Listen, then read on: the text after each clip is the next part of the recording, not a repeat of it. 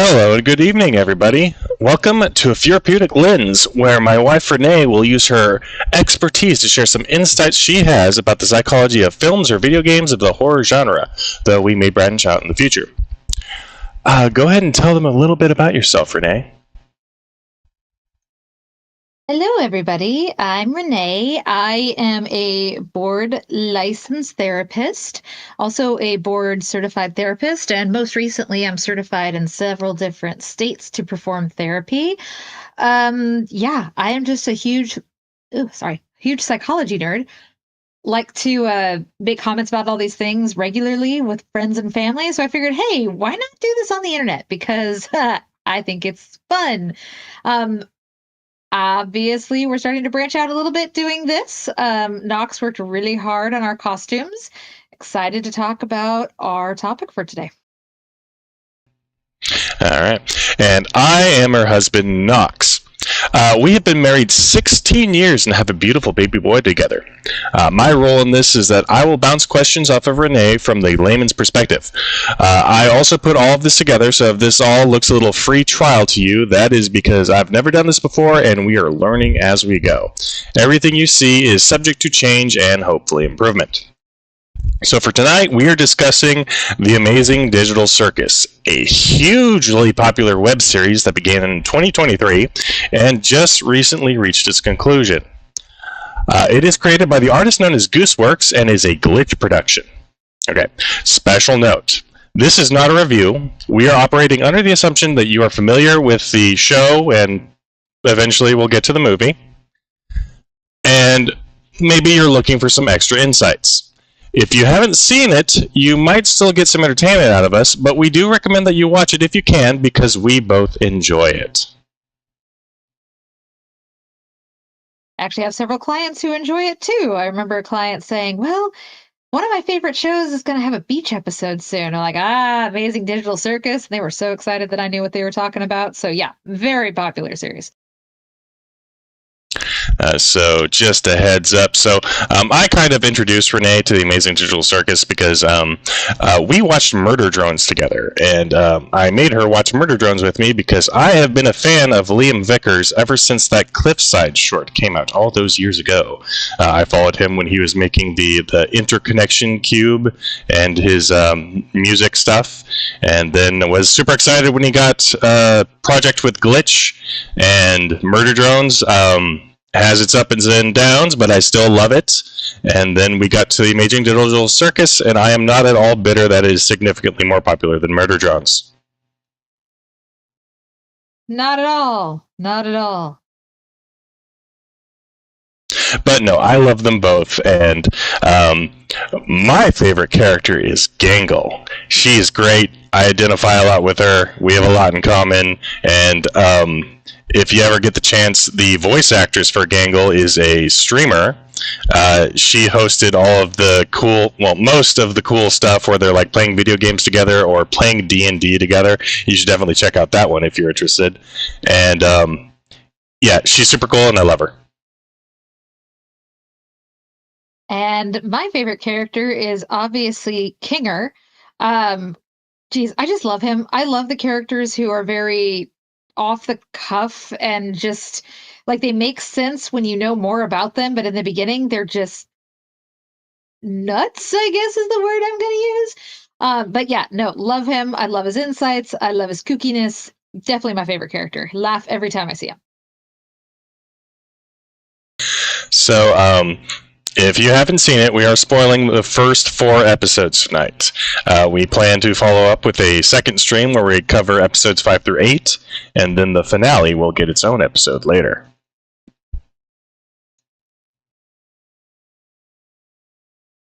So yes, also a part of our warning, I don't think there's actually too many trigger things that we talk about with this review.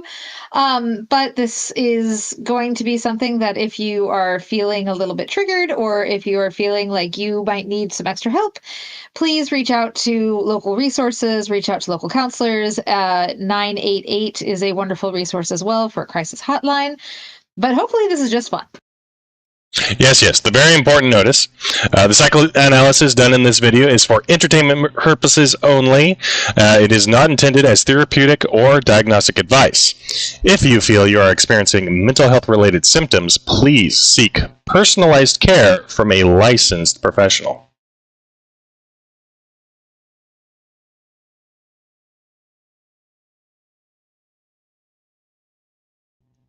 All right, so with that, we go into our first episode.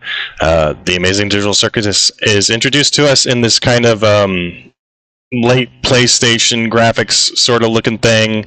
The title pops up, we get some whimsical music, and then we pull into the circus where the curtains drop and we get the voice of Kane introducing us to the the digital circus. And there's the button.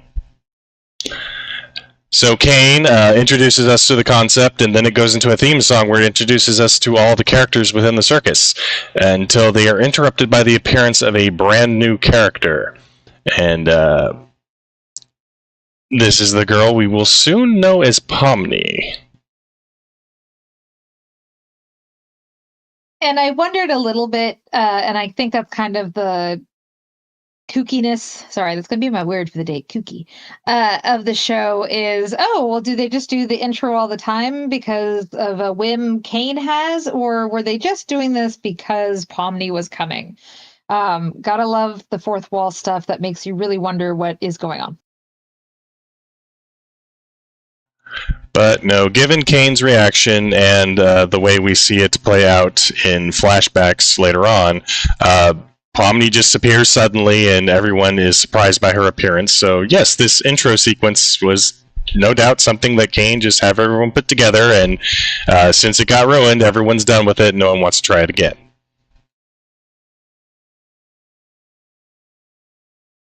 Well, and also that's kind of the fun stuff of the show is nobody wants to try it again. Well, probably nobody actually chose to do any of this stuff. They just get sucked into it, which, yeah, that makes for really fun psychoanalysis in this thing. But Pomni is kind of losing her cool. This girl, she doesn't have a name yet. And we'll get to her actually not remembering her name because she freaks out. She doesn't know where she is, and she's trying to get a headset off. And people are trying to get her to calm down, and Jax is prodding her, and the others are telling him to back off. And, out steps Ragatha to try and calm her down.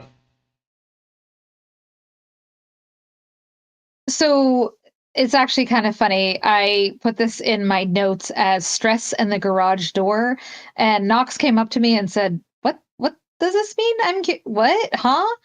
And in this scene, Ragatha is trying to explain to Pomni what's going on. And again, unnamed girl. We get her name in a bit, but trying to explain where they are, what's happening, and of course, we're just hearing kind of the Charlie Brown sort of a thing.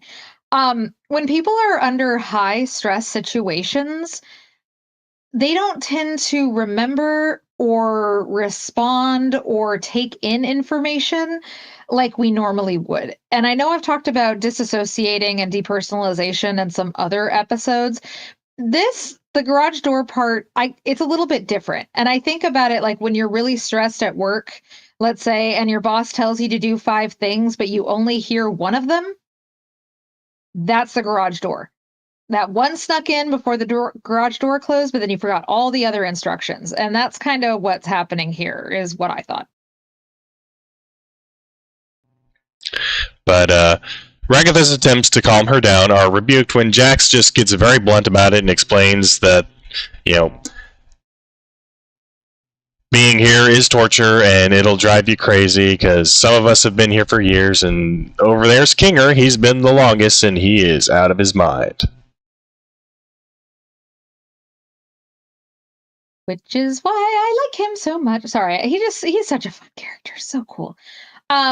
Yeah, but there's also, when they say he's been here the longest and, he's in his little pillow fort and just being super adorable. There have been a lot of studies that show correlation between long periods of isolation and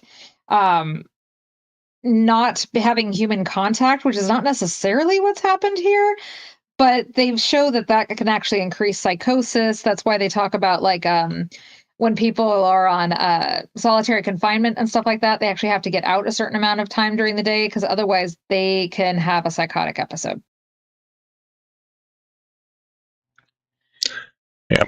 And after a moment, the girl seems to kind of register what's being said, but just kind of straight up rejects it. It's like, oh, it's all a dream.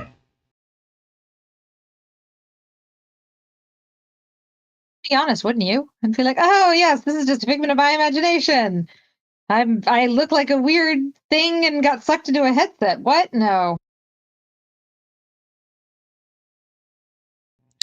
Yeah, but to dispel these notions, Kane grabs her and warps her outside the circus tent to show her around the grounds, and he's kind of rapid firing all the different locations and activities that are available to him, as well as, you know, pointing out the sun and the moon, who are interesting characters, and Pomni or the girl, just kind of barely is given time to react. And so I think it's always really interesting. Okay, so Kinger is definitely my favorite character. I also really do enjoy Kane a lot too. Very, very close second for me. But it's really kind of sad for me when I watch it is how people pleasy Kane tries to be with people. And so I feel like that's where like he's rapid firing. Like, I gotta tell you everything. I gotta tell you all the stuff that's happening. You gotta love this place. You gotta tell me how I'm great. You gotta la la la la la la la. Really reminded me of rejection sensitive dysphoria, which is actually like where you have a disproportionate emotional reaction when somebody rejects or you think they reject or you think they're judging you. I look at this sometimes when, like, let's say I make dinner for Nox and Nox is like, oh, could you pass the salt? Oh my gosh, he hates my meal. He hates me. Oh my, are we going to get a divorce? Is that what's going to happen next? That's extreme, but a lot of people really do hear those little things and think it's something big. Also, people pleasing tends to really come in with people who have a fear of abandonment. Like, hey, no, see, you should stay here because I'm nice to you, or I give you the things that you want. There's no actual abandonment happening usually, but it's just this perception of it. I would also not be surprised to diagnose Kane as ADHD as hell. Oh my gosh, this guy's all over the place. As a fellow person with ADHD, I totally get it. So he might be also over-explaining himself too, because sometimes when you want connection with another person, you tend to overshare.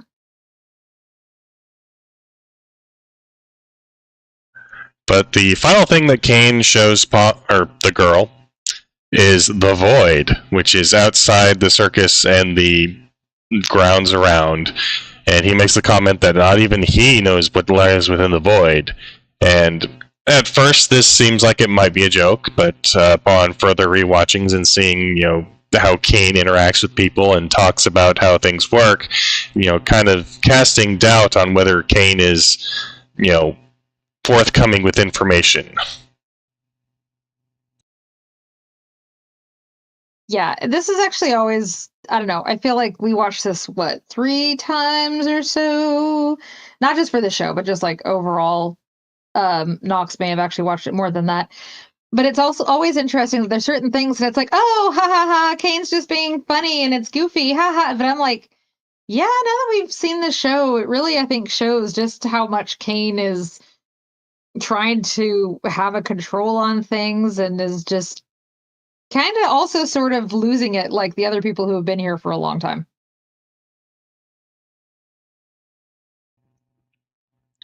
And then as the girl is brought back to, you know, into the presence of the other characters, it is pointed out to her that, you know, she's attempting to recall what brought her here, and it dawns on her that she does not remember her name.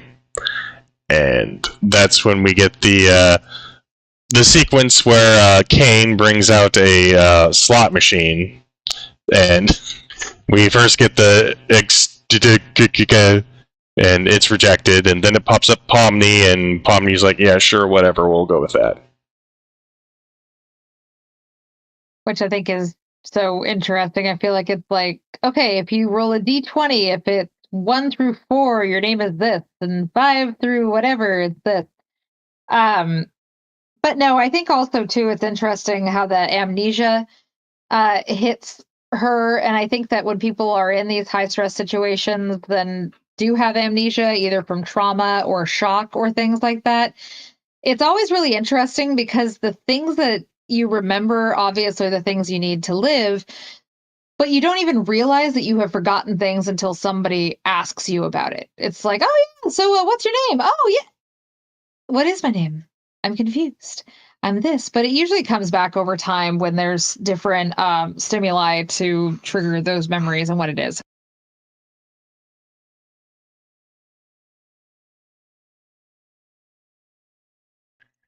And then Kane throws out a brand new adventure. Zubul exits stage left, does not want to participate.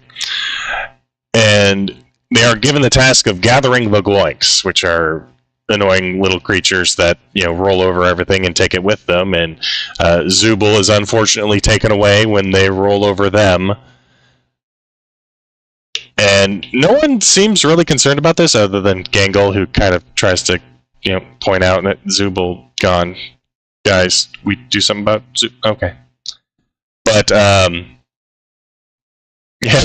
So to deal with these things, it's decided that since one thing that Pomni spotted while she was given her brief tour, and she actually saw briefly at the beginning, shortly after appearing, is that there's an exit door out there, and she wants to leave, so she's bringing it up, and it's like this. So come on, there's got to be an exit door around here somewhere. And it's pointed out that Kaufmo, who is not present, was talking about an exit door recently. So Pomni wants to go and talk to him, and it's decided that Jax and Ragatha are going to go and talk to Kaufmo, while Gingle and Kinger are going to go and try help Zubul.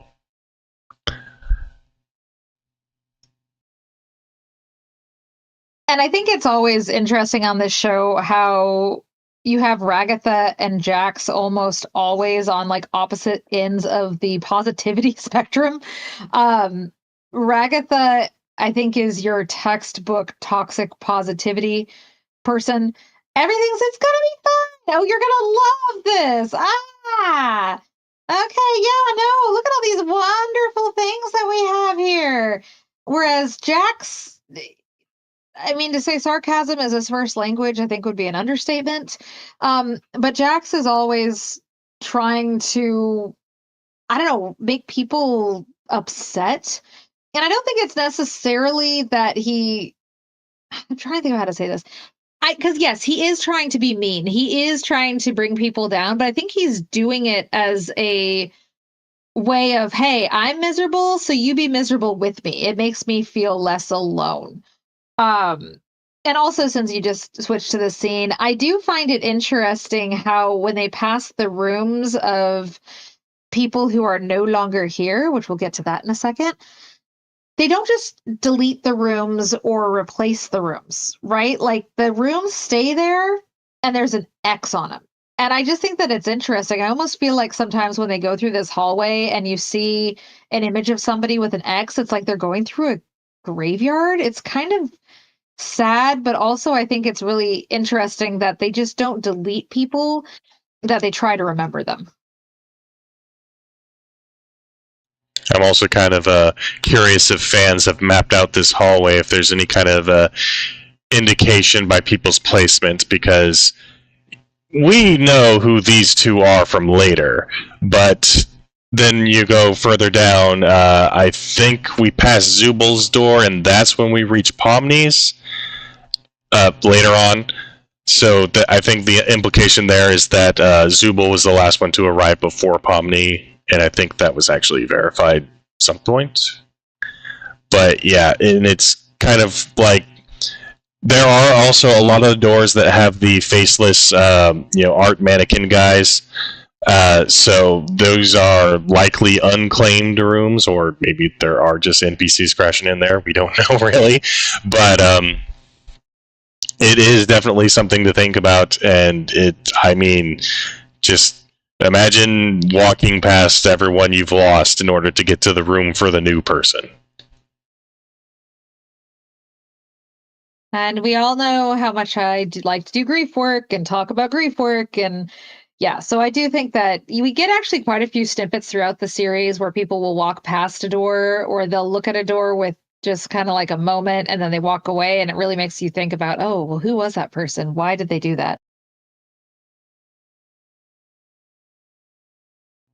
Yeah, because I think Kaufmo's door is right across from Gangle's.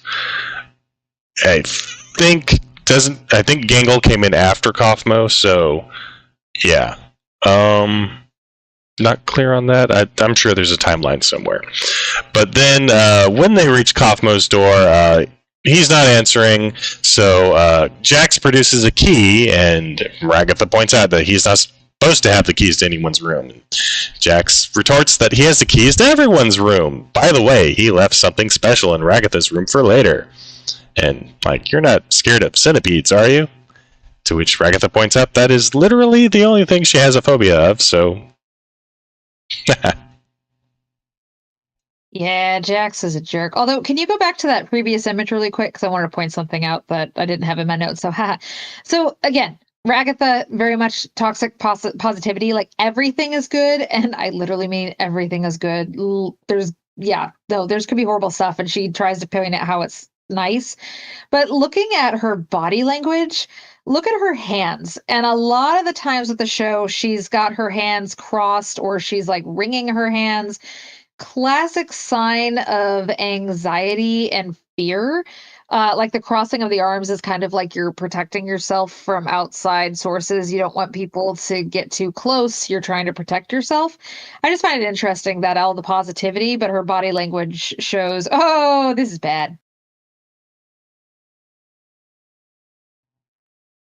Yeah, and it's going into Gooseworks' methodology and all the work that she put into this is like, yes, this was intentional. This is there for people to pick up on and understand what's going on before it's explicitly stated. And there's several things you might see coming if you pay attention. But so we open the door and we discover here's Kaufmo in a room full of crazy. There's interesting new paintings on the wall that I'm hoping weren't there before, and then there's all the scribbling and the the creepy cane trying to swallow Kaufmo thing, and also the giant eyeball monster in the center, which is this is Kaufmo. Kaufmo's not home right now. Yeah, and that's actually so. I don't think I'm spoiling because we're going to talk about it here in a second. So they call these abstractions. So it's when the people basically lose touch of everything that is them. And I think it's actually such an interesting like visual representation of psychosis or somebody being in a delusional or psychotic state. It's like literally there is nothing to them that is real. They have all the eyes watching. They don't understand what people are saying, can get violent if provoked. Because I think a lot of times, and I was actually talking to a client about this today, people don't think about some of my background. And I have worked with people who are in full blown psychosis. I remember working with somebody once who had a diagnosis of catatonic schizophrenia. And this is when I was floor staff at a psychiatric hospital. And they had no clue I was there. I was probably 6 inches from them because we were trying to get them ready to enter our unit and everything.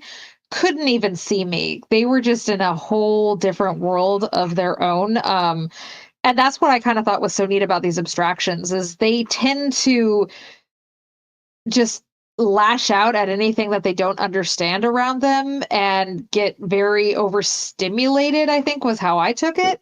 But yeah, very, very good representation I felt about what insanity or psychosis or delusion can look like.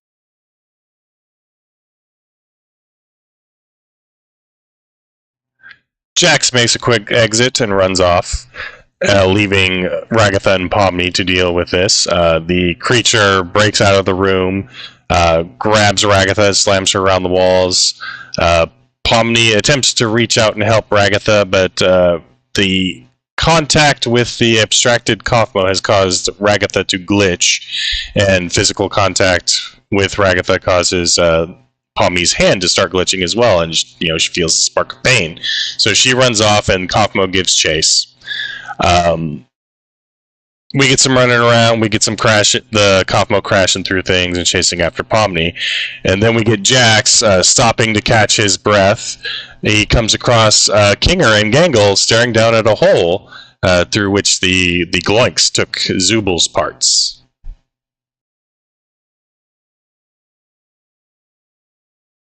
And yeah, this is where, they're like, oh, well, why don't we go down and get them? Why don't we? And just Kinger has all these lines that I can't remember specifically. Nox might have to put him in here. But just he will say such off the cuff stuff. And because I remember Jax throws Gangle down the hole. And Kinger, I don't know, can you refresh my memory, Nox, what's happening in this? So what's happening is that Jax has he took the bowling ball from Kaufmo's room, and he throws it to. I actually think he throws it to Kinger, who falls down the hole and, on his way down, grabs Gangle's ribbons and pulls her down with him, and then Jax, hops, skips, and jumps down after. But like I said, Kinger just never seems phased. He never seems like Gangle's always worried about other people, and Zubal's just always mad. So for Kinger to just be like, "Oh, okay, cool, that happened," it makes me laugh. I don't know why. He's just so funny to me. Yep, takes a bit to freak Kinger out. He's mostly just mildly surprised, although he will randomly scream if he forgets you're there. Well, and also too, there are a lot of moments where he will just say something so random, and everyone's just like, okay. And then he'll say something random, and they're like, wait, that sounded smart. And he's like, it was? Who said it? And, like I said, I love the guy. But then we cut back to Pomni. She has lost Kaufmo, and she makes her way back to Ragatha and finds her glitching out in pain against a wall. And Pomni tries apologizing, and Ragatha tells her, it's fine. It can all be fixed if we just go find Kane. And so she sends Pomni off to go find him, and then Ragatha attempts to assure her and also apologize that her first day here has been so terrible. And Pomni shoots back, "Yeah, don't worry about it." Yeah, and I think that this scene, right, again, toxic positivity. Sorry, I'm going to say it again. But Ragatha's like, no, it's fine that you left me to die with this giant abstraction monster. Don't worry about it. But I also think that it's interesting because when Pomni goes back, she tries to explain why she left. Like, oh, but I couldn't do this, and I needed to get this done, and I think that sometimes when we know we didn't make a choice that we wanted to, I'm not going to say a wrong choice, because if you're in the moment of distress or fear, you're not necessarily going to have a right or wrong choice. It just is. So her going back, she's almost trying to get an okay and permission from Ragatha that it was okay that she left, instead of actually checking in to be like, oh my God, Ragatha, I'm so sorry. Let me help you.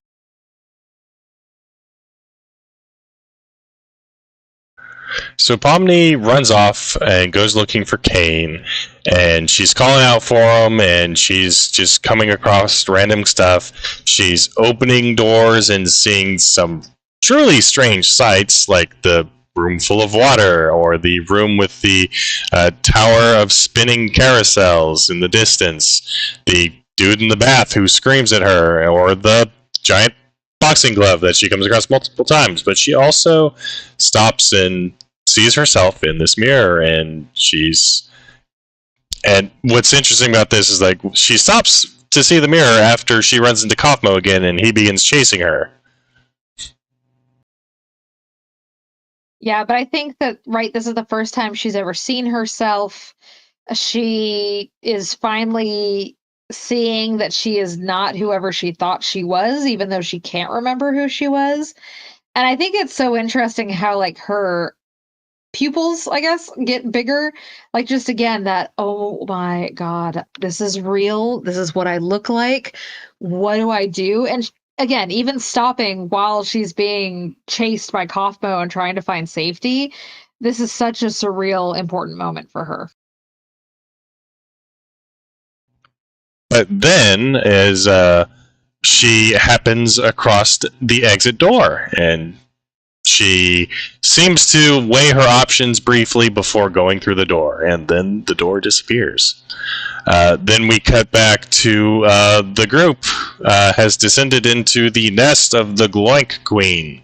And I love the note where apparently Renee really does not appreciate this creature's dialogue. Well, because again, the adventures are a creation of Cain.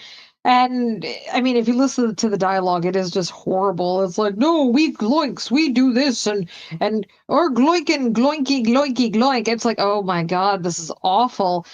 But I truly think that it's awful because all of this is Cain's creation. Like, I don't think he understands nuance or, building up tension. It's just really, and we'll talk about it in episode 2 because they do it as well.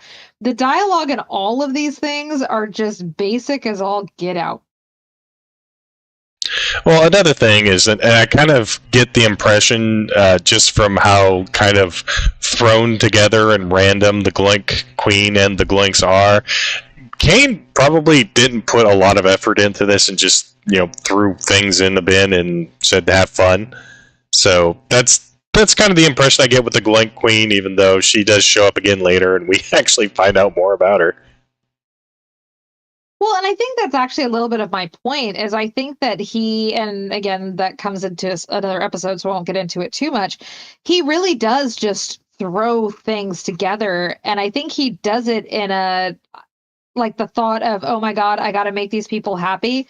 Will this stick? Will this work? Will they like this? I don't know, but let me try it. Like, I think he rushes through it, if that makes sense.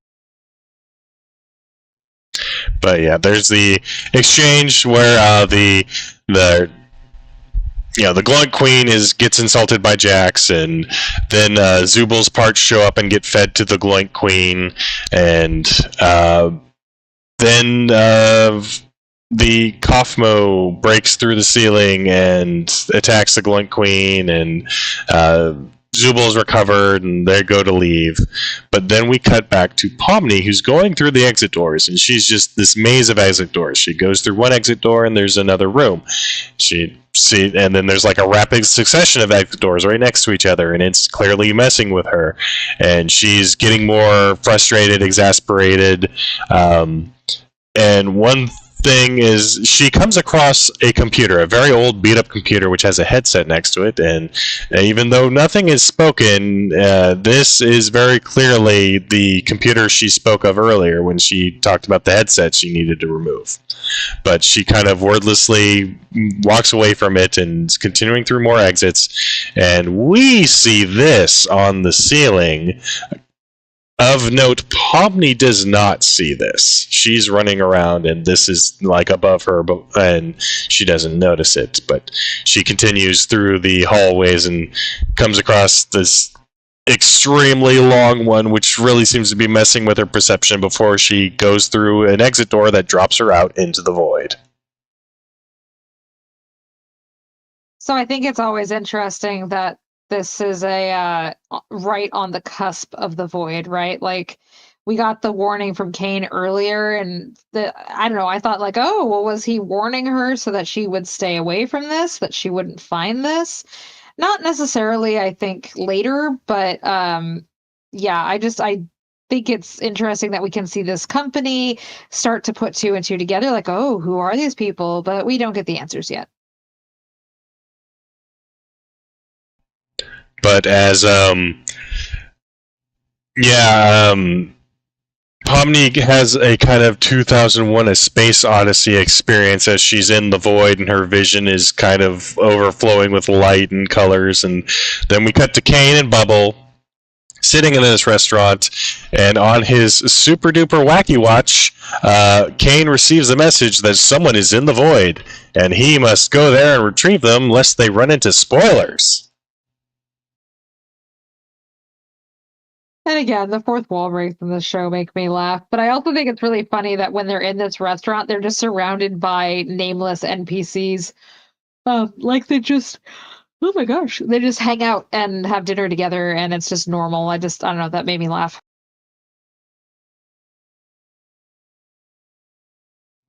Yep, nothing on their plates, and most of them are sitting across from empty seats. But who knows what that could mean? But then Kane zips into the void and pulls Pomni out and drops her off, and congratulates everyone on finishing the adventure. And by the way, so this exit door thing that happened, that was kind of I planned to make a thing, didn't finish it. And Pomni just looks up at Kane with just like this barely contained contempt. Well, and he actually ends up doing that multiple times in this show. Of like, oh yeah, you thought it was this? Nah, I thought I was going to use it for something else. Paint it. And it's just like, oh god, I'd be so mad. And then the abstracted Kaufmo bursts into the scene, and Kane just picks him up and drops him into the cellar, where we see many eyes looking around. And I think that, this is when the first time we watch this, you see all the many eyes, and you're like, oh, so the X's on the doors, the people abstracted. And I was always curious how many people abstracted. I'm sure you could go back and pay attention and count them and know everybody, but I'm wondering if even as the audience, we get the whole picture.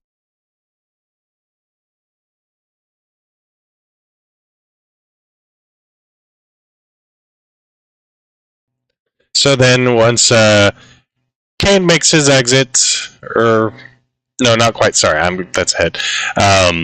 Zubal's put back together, and they kind of ask what happened, because they weren't brought in on the whole what happened to Kaufmo, because they were in pieces, and they were kind of being eaten by the Gloink Queen when Gangle and Kinger mentioned it, so they may have missed it. And it's explained that Kaufmo extracted, and Zubal's kind of surprised that Kaufmo would just give up like that. And I thought that was very interesting language to say that Kaufmo gave up. It's like, okay, well then what is abstraction? What does this look like? Why does it happen to people? Sorry guys, I'm yawning a lot tonight. But I do think that it's one of those things that it's like, well, he probably didn't just give up. This is probably a struggle for him, something he was fighting for a while, something that was causing him pain. So yeah, I just thought it was really interesting that was the phrasing that they use as a group.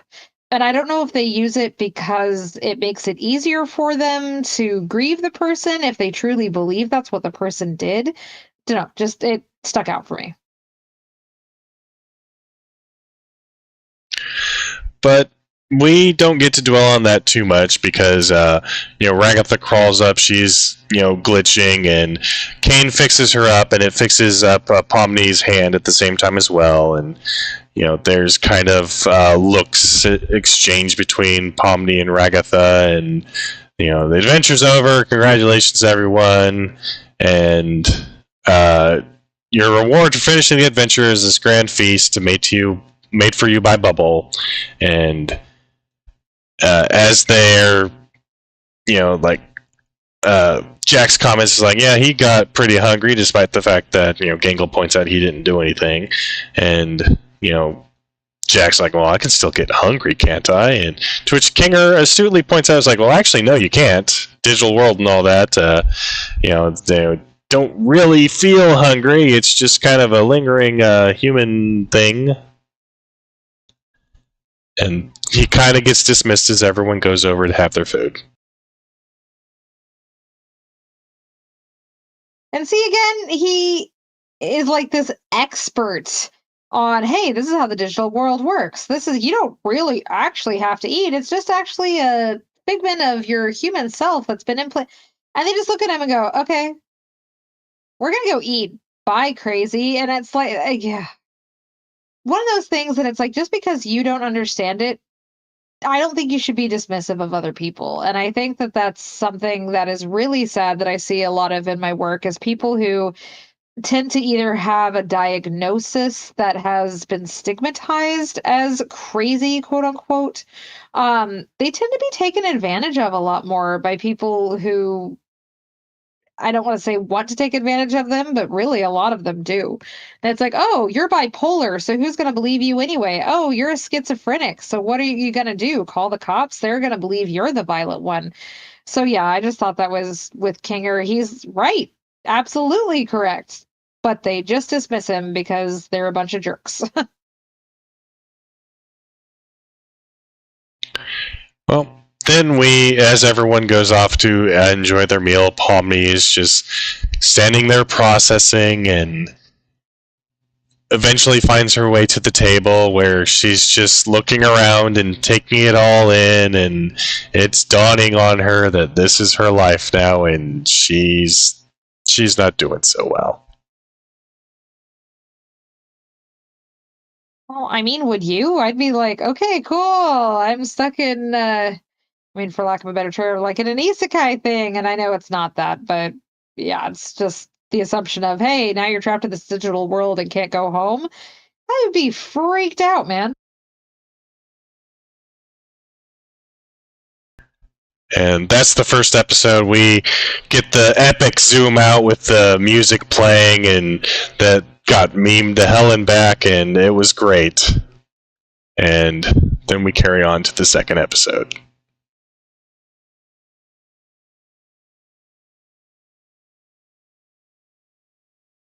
Yeah, and I will be honest, I think that the first episode does a really good job of laying the groundwork, but once we get to the second episode, it starts opening so many more doors, and I think it's great. So our second episode begins with Pomni. We definitely get the kind of dream-like whooshiness, as her model is kind of like wavy and stuff, and she's calling out for help and doesn't notice anyone around, but then she looks down and sees her arm freaking out, and she appears to be abstracting. And then, calling back to how Kaufma was dealt with, she falls into the cellar, and she sees the vision above her of Ragatha, Kane, and Jax, and Ragatha makes the comment that Pomni just wasn't cut out for it, and Jax is like, yep, I've already forgotten her name. And I mean, I think that this doesn't take somebody to have a psych degree to notice, but it's one of those things where she's having trauma from what she's seen, and it's starting to creep up in her dreams. And again, I've talked about this a lot in some of our other videos, how the subconscious and dreams are very closely linked in a lot of theories like EMDR. So she's just trying to process what's going on around her, but she's doing it in a way that is actually probably more traumatizing for her. Well, she's clearly not handling things well. She's overwhelmed, and terrible things are happening around her, and there's no way out. So, yeah, nightmare. Awesome. But, she wakes up, trips into a random block in her room, and it glitches through her with, ye old Gary's Mod sounds, and rockets her into the ceiling, and it's yeah, this is going to be a recurring thing, and there's a reason for it. But then we find out that Ragatha's outside, and she's calling out to Pomni to see how she's doing.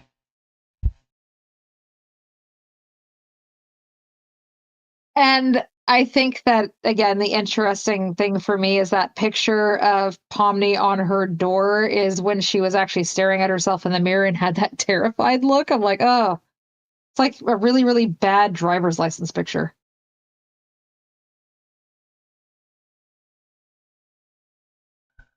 But with Pomni confirmed to be awake, she answers the door, and Ragatha is just here to let her know there's no hard feelings about the other day. Everything's good, and she's just here to see, how she's handling it. Once again, that, what I was talking about with Cain and his people pleasing, Ragatha does that a lot too. Oh, finger guns. Why the finger guns? But she's like, hey, it's all okay. I know you left me to die, but I still want to be friends. So yeah, let's be friends. Like, just that fear of abandonment and that constant wanting to please other people and make them happy with her is still going on.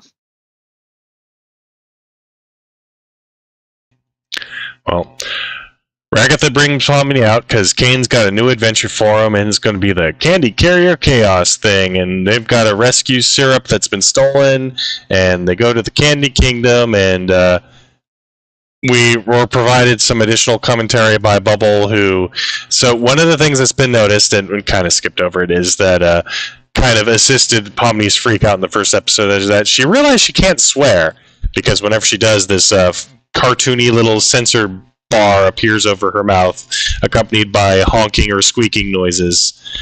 And we get this weird instance where Bubble is clearly swearing, but instead of the censor everyone else gets, Bubble just gets a long beep.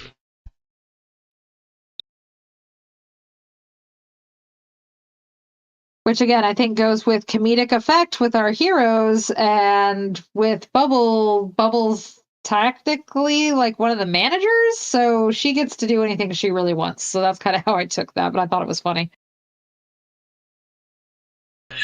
But then almost okay. Sorry, I was gonna say it's almost like a power dynamic too, right? Like, have you ever had a manager that it's like, well, you can't wear t-shirts, but I can, kind of thing that I saw going on here.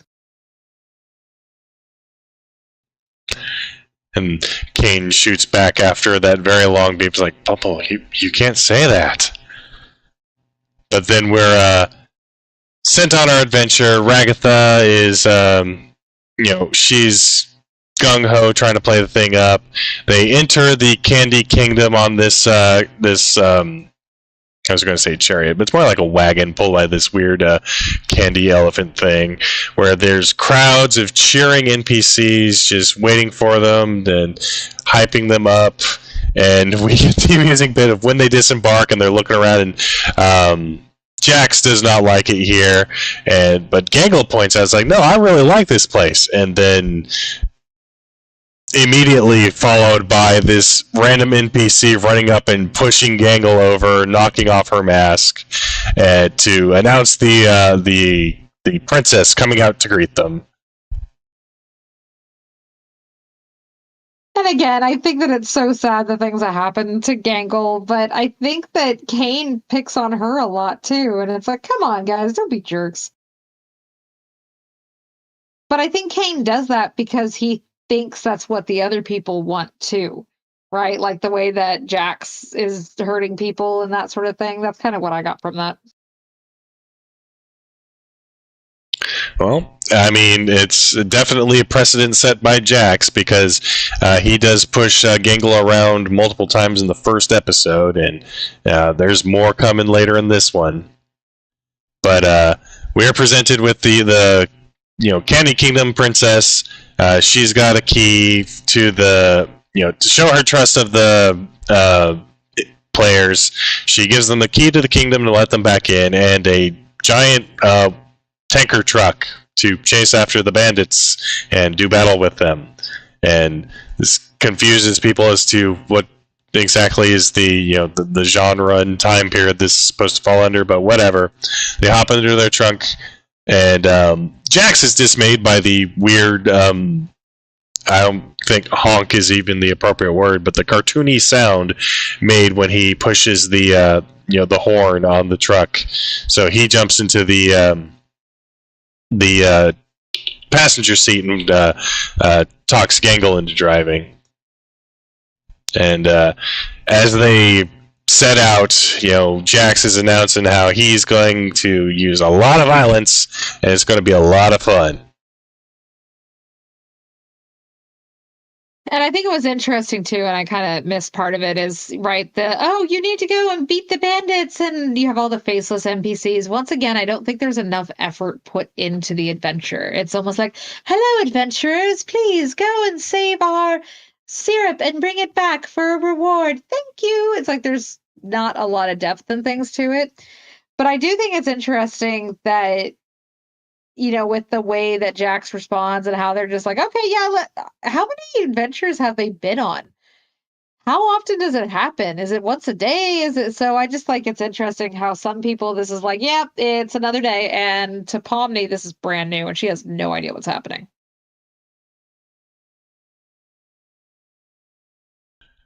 But once Jax has announced his intent, Ragatha is trying to comfort Pomni and ask what kind of what actions she would like to contribute to the cause. And since their tanker has caught up to the bandits, Jax just kind of grabs Pomni by the neck and throws her overboard to grab onto both trucks and work as a bridge.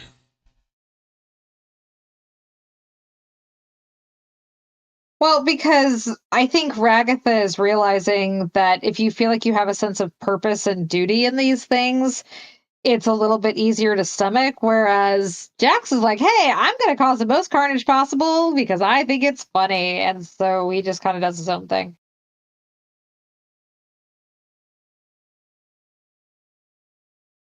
And we have the bit where Jax has to coerce Gangle into ramming the other truck by threatening her, telling Ragatha the secret of what Gangle did with a figure. And this works immediately, and Gangle starts trying to ram the other truck. So when you think about the keys, right, from the first episode where he's like, I have keys to all the doors. Like, what are you going to do? You going to stop me?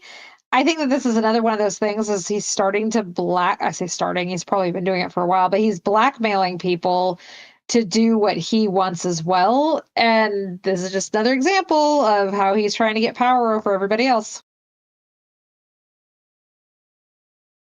Oh yeah, and I skipped over it because it wasn't in my notes. But when one of the Gummy Gator guys gets knocked off, he's holding onto a rope, and he's kind of sort of like what they call it, wave surfing or whatever on the ground. And when I first saw this, I thought this was a reference to like Mario Kart, because when you go over certain jumps, they'll jump out of their vehicle and wave, and there'll be sound effects and whatever. But no, it was pointed out to me that they use the exact same sound effects and flashing effect from the game Pizza Tower. It's like, oh, I haven't played that. Cool. I don't know what that is. Sorry.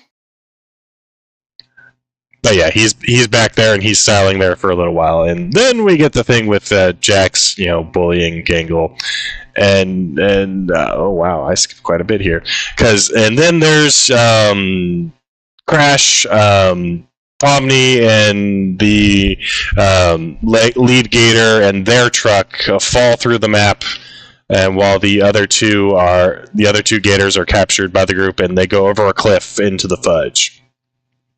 And falling through the map, the lead gator, we later find out his name is Gummy Goo, he sees essentially this kind of like memory storage of all the NPCs on the map, and he has no idea what this is, and he is especially perturbed by coming face to face with himself. And yeah, that's wouldn't you? Well, and what I think is interesting too, and I know I was giving it a lot of grief about the bad dialogue when we're in the town with the princess and all that stuff. Well, before they start the chase, we see the gators all at like a little camp, and they're talking about, yeah, I can't do an Australian accent. It's like the only accent I can't do. But like we can get this to our mom and we can help save the village and people are going to get better and they're going to heal. And, hey, look, they have a very nuanced story. There's background here. There's getting to know them. So I think that it's interesting that when they have a backstory like that and they have the super in-depth kind of model to follow, when he sees himself, it really is such a shock. I wonder if it was one of those nameless NPCs, if they would actually have the same reaction or if they would know they're an NPC. But Pomni falls in after him, and she's kind of looking around trying to figure out how to get out. But then Gummy Goo starts questioning things, and he's like, "What is this?" He's like, "Well, why aren't you here? Why aren't your friends here?" And wait, and he starts thinking. It's like he can't even think of his mother's face. He can't even think of her name. Isn't even real. And Pomni's trying to reassure him, and then he, kind of flatly tells her, "It's like, tell me everything. Tell me everything." And we get the impression that during the scene change, she is telling him everything. But their scene changes to, this is the fudge. It is sentient. This is what they fell into. And he'd like to eat you until he finds out you're not candy, and he only likes to eat candy. And the first vibes I got off of this guy, and this is probably going to date me, was he reminded me of Hexus. If you guys ever saw Ferngully, The Last Rainforest, like definitely not as cool as Tim Curry, but oh my gosh, that's the whole vibe I got off this guy. Oh yeah, and the basic sludge firm that Hexus is when he's first released from the tree, and he's just going up to random pipes to get a bit of smoke. That is exactly the way the fudge is moving. Identical, even. But when the group is grateful that the fudge does not want to eat them because they are not candy, they kind of ask him what he's doing here and what's his backstory, and he's like, "Oh yeah, I used to live in the Candy Kingdom. Then they kicked me out for eating all the delicious inhabitants of the town." And I forget, Jack says something, and Ragatha has to point out, it's like, no, that's murder, that's bad. To which the fudge responds is like, "Is it murder if it's delicious?" And Jack's comments is like, "Oh, he's got a point," and Ragatha's like, "No, he doesn't." Sorry, I do like that. If it's delicious. But yeah, I just think that it's so funny because he is all like, "Nope, this self-serves me. This is what I want. This is how I'm going to do things." And Ragatha is almost trying to get him to see that he's wrong, and Jax is just goading him.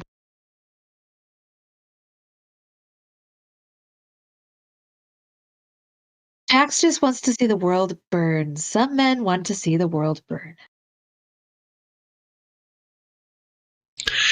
But then we switch back to Pomni and Gummy Goo, and he's gained more understanding of how things work and the NPCs and the game and adventure and the circus. And so he's kind of shutting down, and Pomni's trying to cheer him up and, explain how things are rough for her too, and she kind of understands him, and that there's reasons to go on.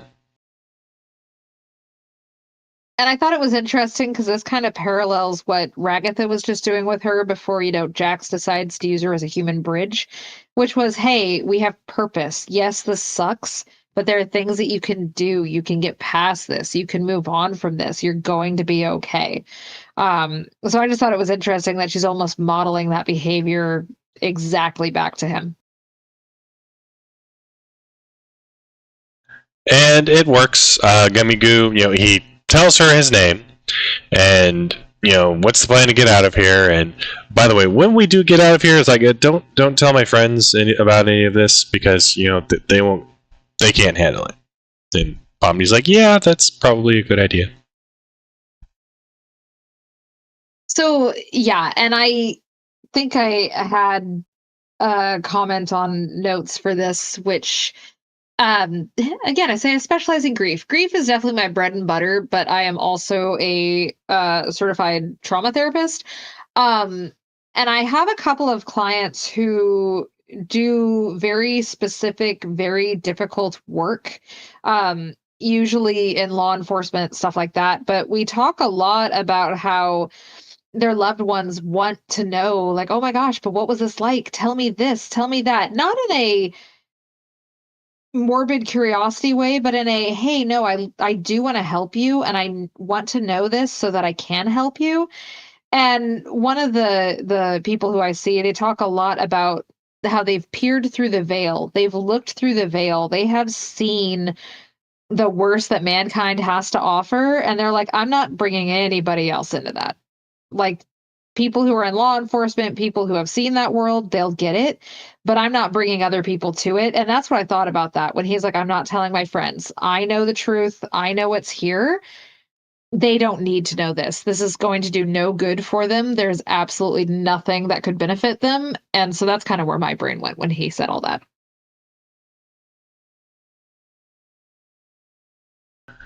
So they're going to work together to get out of this below the map zone, and they hop in a duplicate of the tanker truck that belonged to the Gator guys, and they're abusing item collision. They shove a bunch of blocks under it, and it lurches forward. And Pomni is like, "Oh yeah, by the way, should probably put our seatbelts on because this is probably going to get violent." And before she finishes saying that, they are rocketed into the sky, and it's funny to me. So in Renee's notes, she's like, "Oh yeah, the teapots make me think of Wonderland," and it's like, "Yeah, no, actually, the teapots are a bit of a joke."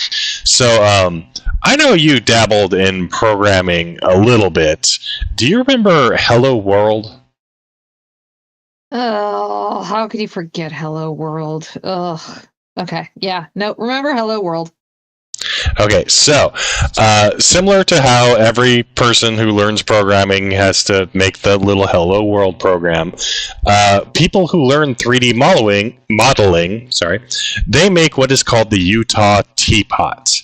It is kind of sort of a geometric shape, little complex, and everyone makes it because it's not something you can just make together with just a simple tool, click and drag. It's like, no, you got to do the curves, you got to do all that, you've got to add arms and stuff.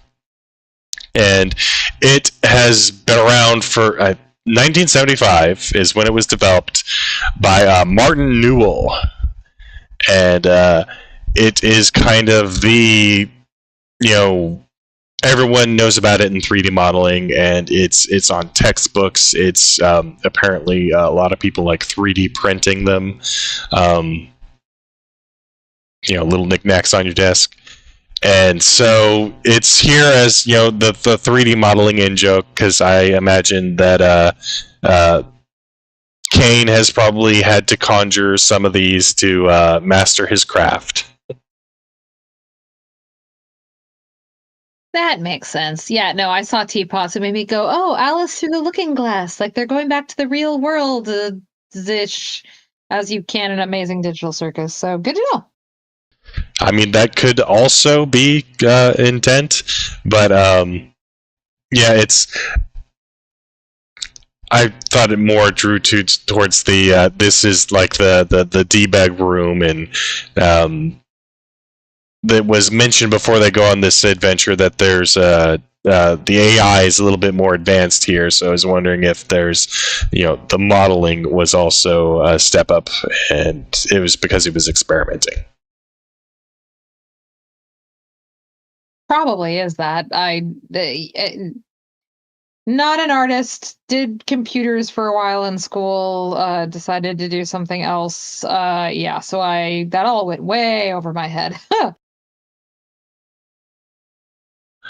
But as Pomni and Gummy Goo rocket back up to the surface, we cut back to our crew. Jax is a little dismayed that there seems to have been a peaceful resolution to where the Fudge is just going to deliver them back to the town. He was... oh God, how was it? How did it go? I can't remember. But Kinger has had this bucket on his head ever since the crash, and he seems to be becoming just a little bit more lucid and making more astute observations about the the developments. And I took this, and it's going to come up a lot, and I think it actually kind of comes, especially the next episode, where this is almost like a sensory deprivation kind of a thing, and it helps him to focus specifically on whatever the task at hand is, right? He's not just distracted by all the other data that's here and all the other images here. He's just able to focus and literally just be himself and kind of draw into his real self, is kind of how I think about it.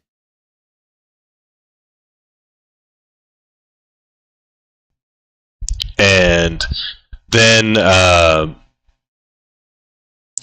second tanker with Pomni and Gummy Goo, falls downwards and smacks into the Fudge, and the Fudge seems to dissipate into a puddle. Pomni reunites with the group, tells them that Gummy Goo's he's not such a bad guy. And with a second tanker truck available to them, Gummy Goo is going to have his buddies take it back to the village, since the Candy Kingdom only needs the first one back. So with this weird duplicate that came from out of nowhere that we're not going to explain just yet, that can be taken back to the village. But Gummy Goo is going to come with the group, and he's going to join the circus. And it's interesting because Ragatha is like, wait, is that allowed?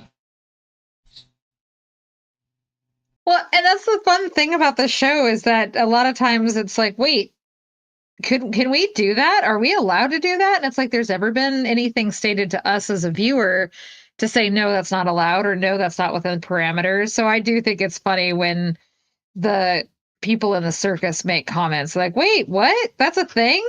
It's like, yeah, okay, cool. We're learning just like they are. And so they deliver the tanker truck full of syrup back to the Candy Kingdom. Jax seemed a little upset that the Fudge didn't get to chow down, and the princess thanks them, and it's like, good job, or good luck executing that bandit you're taking back with you. And it's like, oh, Pomni comments like, yes, that is exactly what we plan on doing with Gummy Goo when we take him back with us. Ha ha. But then they hear screams in the distance, and Jax smiles, holding the keys, like, yeah, I left the gate unlocked. Good thing, huh? And before anyone's able to register what's about to happen, Jax hurries everyone back through the portal. And that's that adventure. And I think it's interesting too, because this is when I started to think, we talk about how much Jax revels in hurting other people and how he wants other people to be as miserable as him. But at this part, when I don't want to say that he enjoys the violence for violence sake. I think that he's kind of doing some of these things and being chaotic in a sense, because it's sticking it to the circus. It's like, hey, you guys don't have power over me. I'm going to do whatever the heck I want. Ha, see, I just destroyed your adventure. This isn't how it was supposed to end. So I think it's a little bit of him asserting control over a situation that is not controllable. And I think about this a lot with my teen clients who will have a lot of behaviors and things like that. It's one thing that I used to say all the time. You're not a bad kid. You might make bad choices. I feel like that is Jax. He makes bad choices because he is hurt and he wants to lash out and he wants people to understand him. But yeah, it just makes him look like an asshole.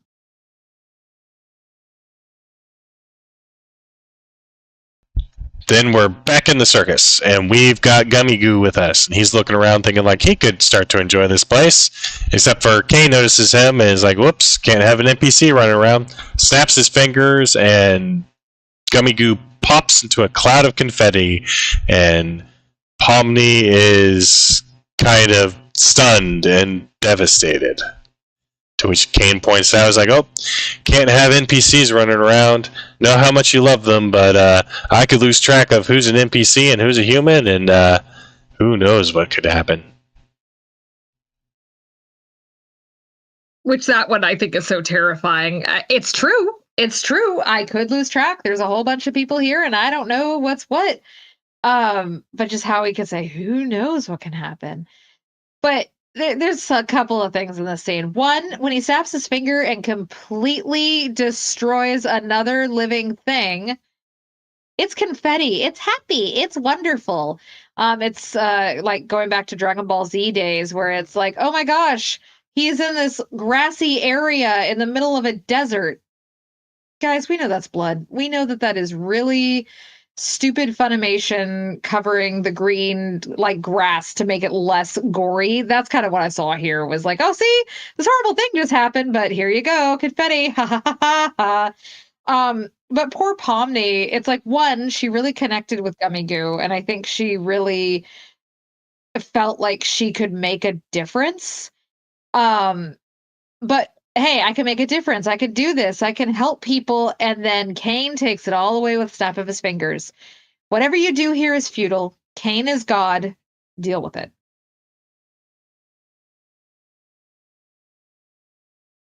That was Saban who censored Dragon Ball Z. Funimation wasn't until later. I watched it with Funimation stuff, so sorry. But yeah, green parachutes, all the really funny stuff that they tried to do to make it like, oh, they were kid friendly. We're not fooled by you. We're not fooled by you. But yeah, no, I think that the whole idea this is feudal, Kane is God, and he has control. Yeah, when we were talking about all this stuff where it's like, oh, have a purpose. It'll be so much easier if you have a purpose. What is their purpose now if they can't do any changes?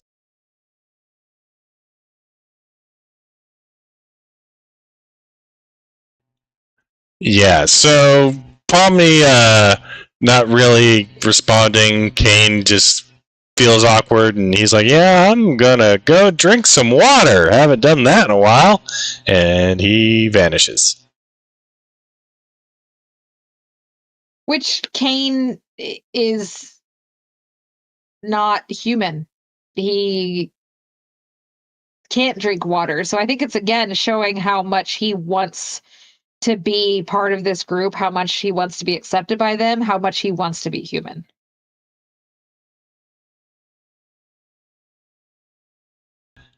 And since Pomni is not having a good time of it, Ragatha tries to distract her by pointing out that it's time for Kaufma's funeral. They were going to have it, but things got pushed around, and then they had the adventure, and well, they're going to do it now, and they're going to remember Kaufmo, and take notice of who is present and who has things to say.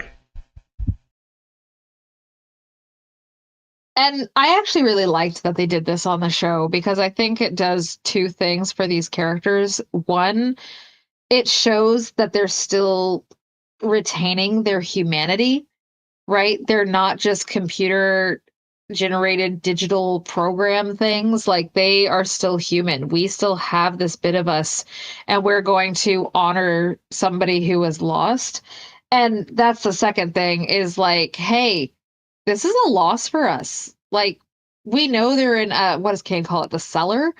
But this sucks. We just lost a person who we had been very close to, and we need to take this moment to grieve.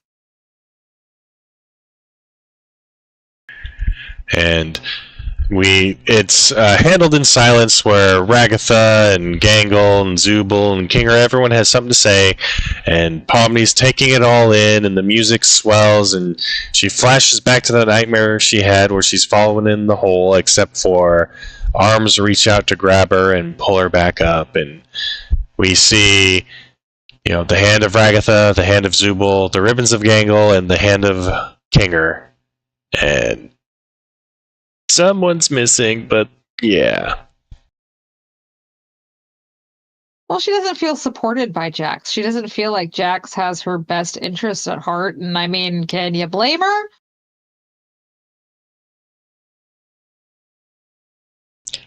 And that closes out episode 3, which, yeah, Candy Carrier Chaos. That was a lot of fun.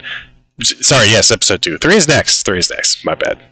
But yeah, so Pomni's feeling better about this. So this carries over into the next episode where we're goofing around and Pomni is holding her breath and changing colors, and it's pointed out that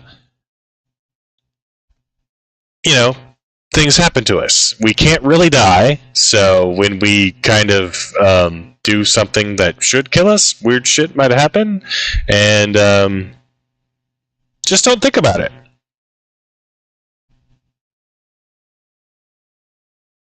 Which I think it's kind of funny here, right? Because there's this whole mind over matter thing, which is like, oh, just don't be hungry and you'll be fine. Which I think is a real thing, right? It's like, oh, just ignore this and it'll go away eventually, hopefully. But then there's also this very thin line, which I think anybody here who's ever been to therapy will know. Oh, it's all in your head. Just don't be depressed. Just don't be anxious.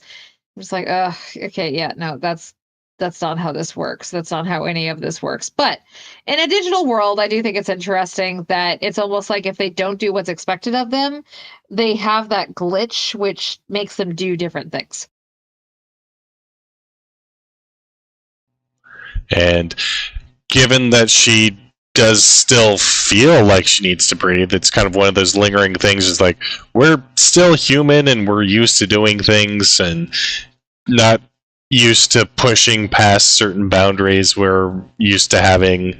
So, but then, when Pomni, questions why she's the only one holding her breath, it's pointed out that everyone's already done it before and they know what happens. So we have, Kinger glows when he holds his breath.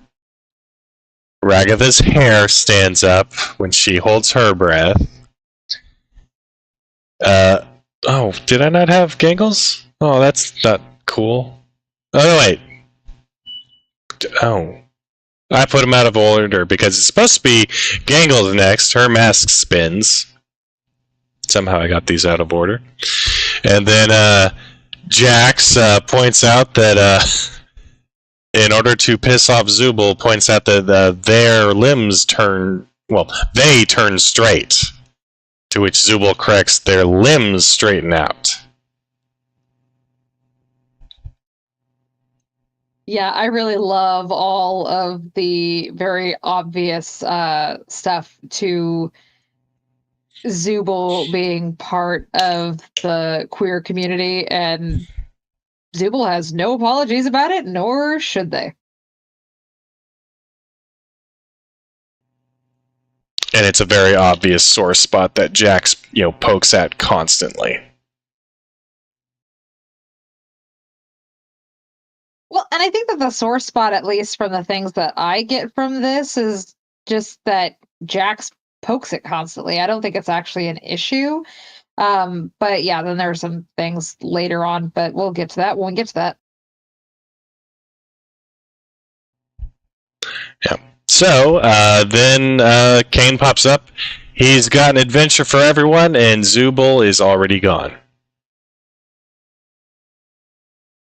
Zubul is the master of that. They go, oh, there's something coming. It's like they can almost smell Kane coming and are like, out, peace, bye, and just poof, gone. But then Kane points out that they've made this task specifically for Zubul. It's like, this is supposed to be mature and scary. It is about the mystery of Mildenhall Manor. It's going to have ghosts. It's going to have murder. It'll be scary. And yeah, so Pomni's kind of on edge as they enter this thing. Zubul has exited. They will not be joining us. Bragatha is, kind of trying to comfort her. It's like, yeah, scary stuff can kind of get to you. And then, of course, Jax jumps at the chance to frighten Pomni. And he's pointing out that wasn't even a good scare, and he already got her. And Pomni's just pointing out she's on edge. And I think it's always interesting in these shows too with the fight flight thing. And I think you can see in this picture here, like she's like got the karate hands toward him, like ha, so I think she is definitely a fight person. Generally in these things, they're flight. So I enjoyed that she's a fighter. But then they approach the door at the end of this entryway, and a smoky green spirit with a hideous, terrifying face materializes, and we get this more cartoony overreaction from Pomni, and then the eyes just drop, and Pomni's kind of dismayed that her eyes just don't retract back into her skull. And the ghost that appeared turns out to be kind of a friendly ghost, providing a tutorial of what they're supposed to do here, and then gets cut off by Jack sucking it up in a vacuum, Luigi's Mansion style. Yeah, I love Luigi's Mansion. That game is so fun. But yeah, I think again, going into the animated versions of what is fight and flight, and in this instance, it's freeze. I don't know, but yeah, she can't get her eyes to go back in her head, and I wondered if that was some sort of glitch, like it shouldn't have popped out in the first place. But Kinger, isn't it Kinger makes a comment? He's like, "Oh, well, mine always went back in, so I guess this is not the first time." Yeah, but there are attempts to assist her, and the ghost did point out that there are two doors to go through.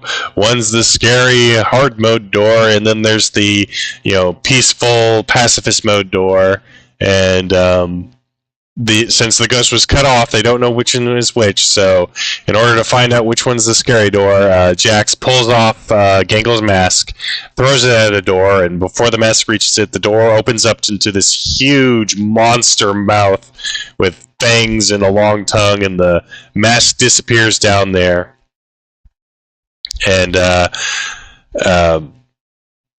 Kinger winds up jumping in to go after the mask, not realizing he's still holding onto one of Pomni's eyes from trying to help her, and accidentally drags her down with him into the scary door.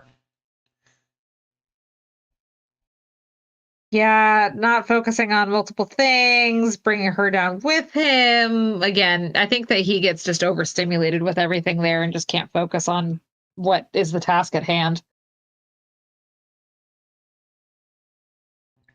Meanwhile, back in the circus, Kane summons Zubul to him because he needs to find out why they don't want to participate in the adventures.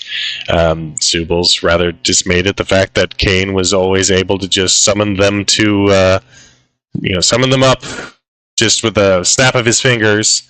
But then Zubul's a little dodgy at explaining, and Kane is adamant about getting to the bottom of this.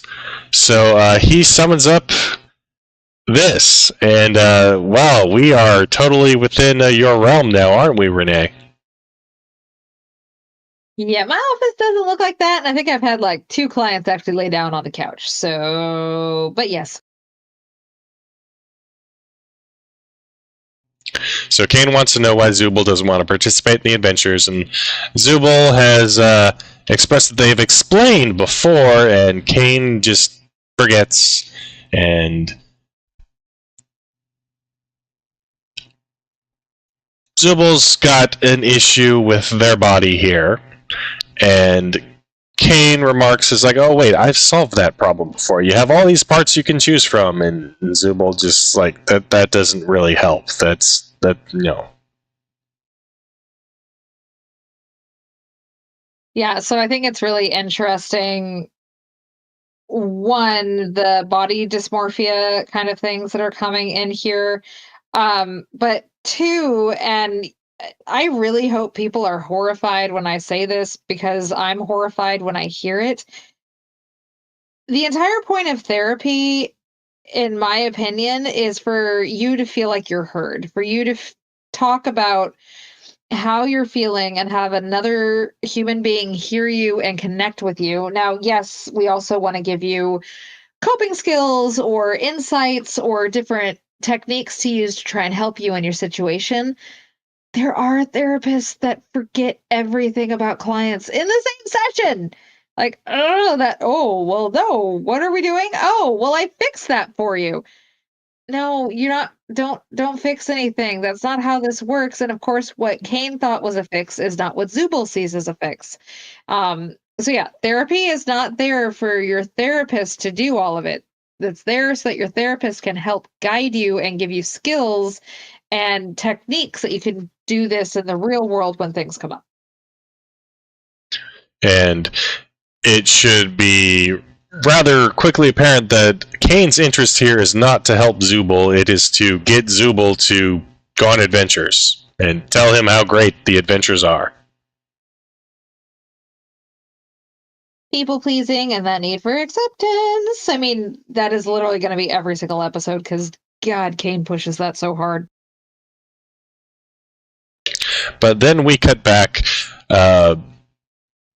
So it was kind of. So we come to this hunting trophy room, and there's this hideous, monstrous monster head above the mantle. But looking around, there also appear to be facsimiles of all the player heads here, distorted in horrifying ways. And it was amusing to me in my notes, or in Renee's notes, that she seemed to ponder if the angel was a former player. And I mean, I guess since you also have the players' heads up there, it's like that might have been a decent theory. Well, and again, I feel like just like that. Wait, can we do that in the last episode with Gummy Goo? As a viewer, you should also be questioning what is real and what actually has strict guidelines in place, because it really is a fly by the seat of your pants. They're just going to do whatever they want. So,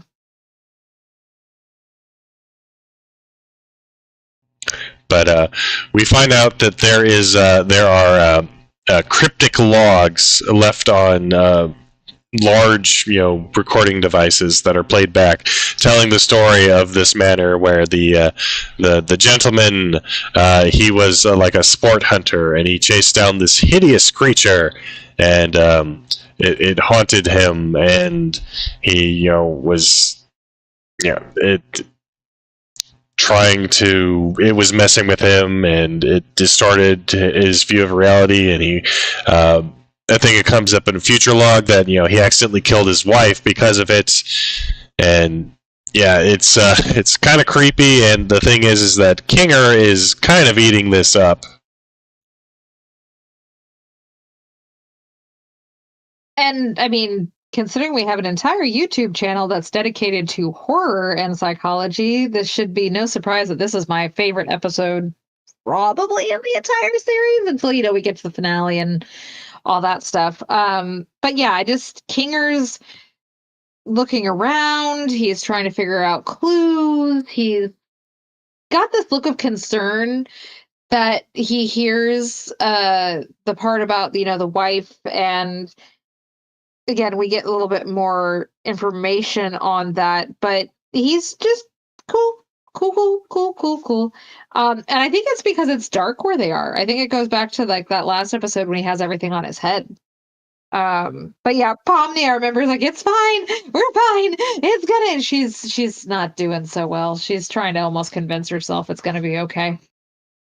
Oh yeah, she's forcing the positivity. He's like, no, this setback is great. We just keep going. Yep, I know what I'm supposed to do. Let's just find the next thing. And her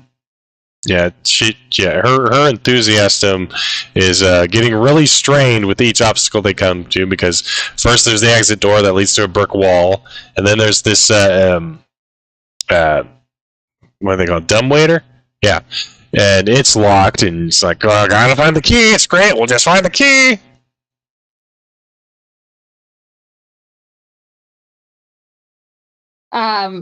But yeah, I think again, Kinger's very matter of fact here and like, hey, nope, let's do this and we're gonna get this and we're gonna be um perfectly fine while we do all that. So let's do and so it's really interesting to see him so focused when we know him as the crazy one, quote unquote.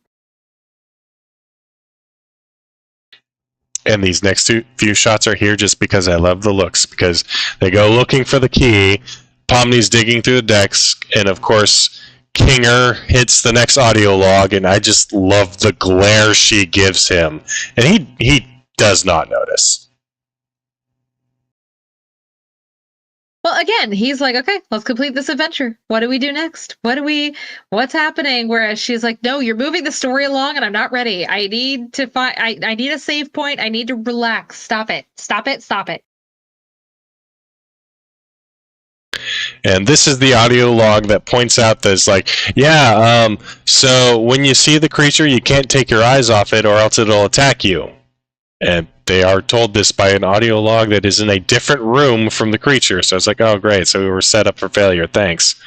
And then the lights go out. And we have cartoonish interactions, just some of the stuff that Kinger says. Because, he's trying to find her in the dark and accidentally grabs her eye. And she's like, oh, that's my eye. It's like, oh, well, which eye? Like, that's not important. Okay. Sorry, I love him so much. But again, I think that the information is in the details sometimes, and I think he's really one of the few people that gets it. But sorry. Again, I do enjoy that whole don't take your eyes off it, but you had to come in here in order to take your eyes off it. So yeah, you're screwed. Yep. And then the room gets illuminated with the creature appearing. It has this like unearthly, terrible howl, and then we get these looks, and then Kinger's like, "I'm sorry, could you repeat that? Couldn't quite make that out." And Pomni grabs him and starts running towards the dumbwaiter because she has the key. But as she's struggling to get the key in the lock, Kinger's looking at the creature again, and he seems to be bewitched by it, and he comments. You look beautiful, honey. Which makes me wonder, what do they see? Because I thought maybe it was, God, sorry, I'm going all over the place, like the deadlights from It, where it was almost like a hypnotism thing. Or is he seeing something like that he wants to see? Is it in order for him to eat him? Does it entrance him? So yeah, but that you look beautiful, honey, makes me think that it's more of it shows him what he wants to see. But then Pomni gets the dumbwaiter open, drags Kinger in with her, and they're going up to safety, except for they're not. It's going down. Why is it going down? But then we switch back to the circus, where we have Kane and Zubul again. And this is actually the part where Kane points out he had the thing of parts to solve Zubul's problem, and Zubul remarks that doesn't help at all, and then points out that Kane's issue is that he only cares about the adventures and no one likes them. And Zubul goes down the list. It's like Ragatha's too nice to point anything out. Jax is just an asshole. Gangle would never say anything, and Pomni's Kinger's crazy, and Pomni's too traumatized to say anything. And this causes Kane to kind of have the realization, it's like, wait a minute, people don't like my adventures? That can't be right. I'm good at adventures. And if you don't like them, that means I'm not good. And it's the only thing I'm good at. And he starts to glitch out. Well, what do they call that? There's a word for it where it's like the logical loop or something like that. It's like, well, if this is happening, then this happens, but if that happens, then this happens. But I think so much about how now that he's starting to have this self-awareness that they don't like them and that this is bad, it's like his purpose has been taken away and he doesn't know what to do with himself. So that's why things are glitching out. I also wanted to comment that the stuff with Zubul and some of the self-loathing or some of the things that they're doing with their body and how they feel about it, is when they're telling Cain about all of this, Cain just, oh, okay, well, that's okay because we have this. And it made me think about the difference between empathy and sympathy, which I do think is very important for people to know, where empathy is like, oh my gosh, that's so hard. What can I do for you? It's being there with a person in the moment that they're at, versus sympathy is almost like, hey, I want to drag you out. This is making me uncomfortable. Can you come here? Cool. I'm going to drag you out of the funk. And it's like, ugh, that's not how this should be. That's horrible. But I think that that's what Cain was doing to Zubul.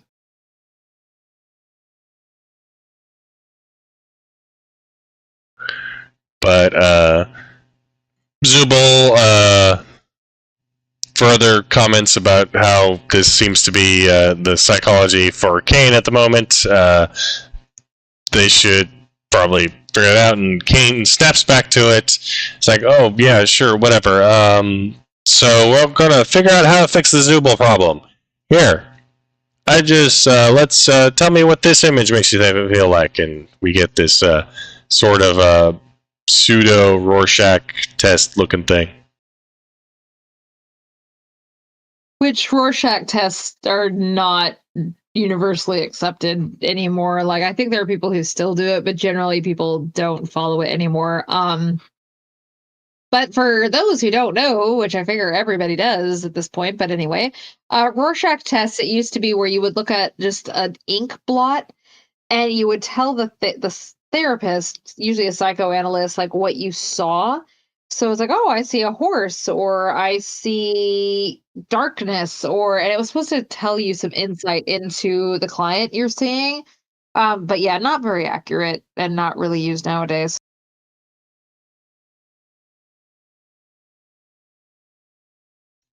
Unless you live in post-apocalyptic New Vegas. I bet they're not licensed. Yeah. But those two bears are high-fiving.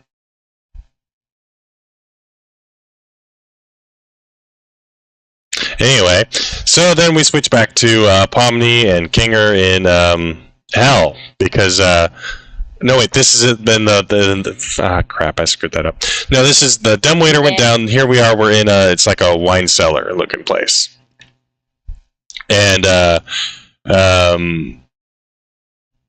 they're presented with another audio log telling about his last stand with the creature, and he's going to wait for it here, and they see his corpse, and he has a shotgun, so Kinger's like, oh, okay, we should take it, and we could defend ourselves.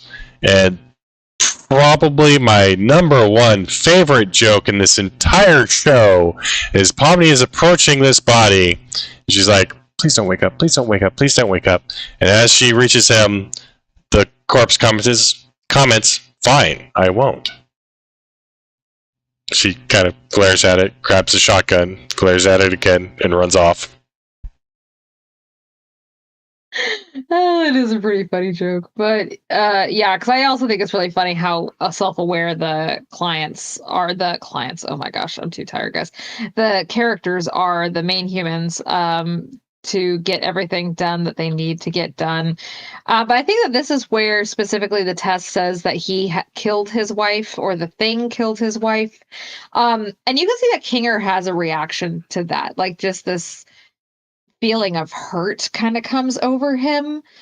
And just is very like, God, that sucks. And Pomni is noticing his reactions. And since it's so different from his norm, is paying attention to him.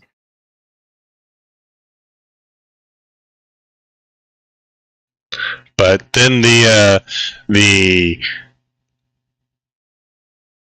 creature pursues them. There's like a pipe at one end, and we see the headless body of it, tumble out, and then the glowing head comes down the. I think it's another tunnel. I thought it was a dumbwaiter at first, but I actually think it's another tunnel. But and Kinger just like bam bam takes them both out. And then the audio log starts up on its own and points out, oh yeah, by the way, I found out the creature is a angel of God, and you get cursed when you shoot it, and you'll get taken down to hell. And Kinger points out how very inconvenient that is to play now, and then questions like, wait, how is he recording these if he's in hell because of the angel? And then hands pop out to drag both Pomni and Kinger to hell. But then we switch back to pacifist group. We have Ragatha and Gangle sitting, having tea with the deceased mistress of the house. Which I think it's interesting that they show the wife, when he's like, oh, I killed her and da da da da da. And well, actually, the angel killed her, not the guy, right? I don't know. My brain fuzzy. Anyway, but I think it's interesting that they show that she's alive and well and fine. And I wonder how Kinger would react to that, to saying that she wasn't just lost, like that she did survive as a ghost, but is going to be okay. Yep, and we get having tea. Ragatha compliments it as delicious, and they're exchanging pleasantries, and then I think Ragatha comments about how the others had to go through the other route, and the ghost lady comments like, oh yeah, they're dealing with my husband, and he's so dramatic, draws everything out and makes it so all about him, blah blah blah. And then they make a polite exit and leave, and we actually, it's not in this shot, but they have Jax tied up in a wagon, and as they leave they drag him along behind them to make their way to the exit. And they are congratulated by Kane for finishing pacifist mode, and congratulating for being good people. But they have to wait for the other team before they can leave. Which I think it's so funny that it's like, congratulations, you've reached the end, but you have to wait for your friends. And just, again, they have no idea what kind of hell Kinger and Pomni are going through. Granted, Ragatha does have some concern, but I really think it's just a generic concern.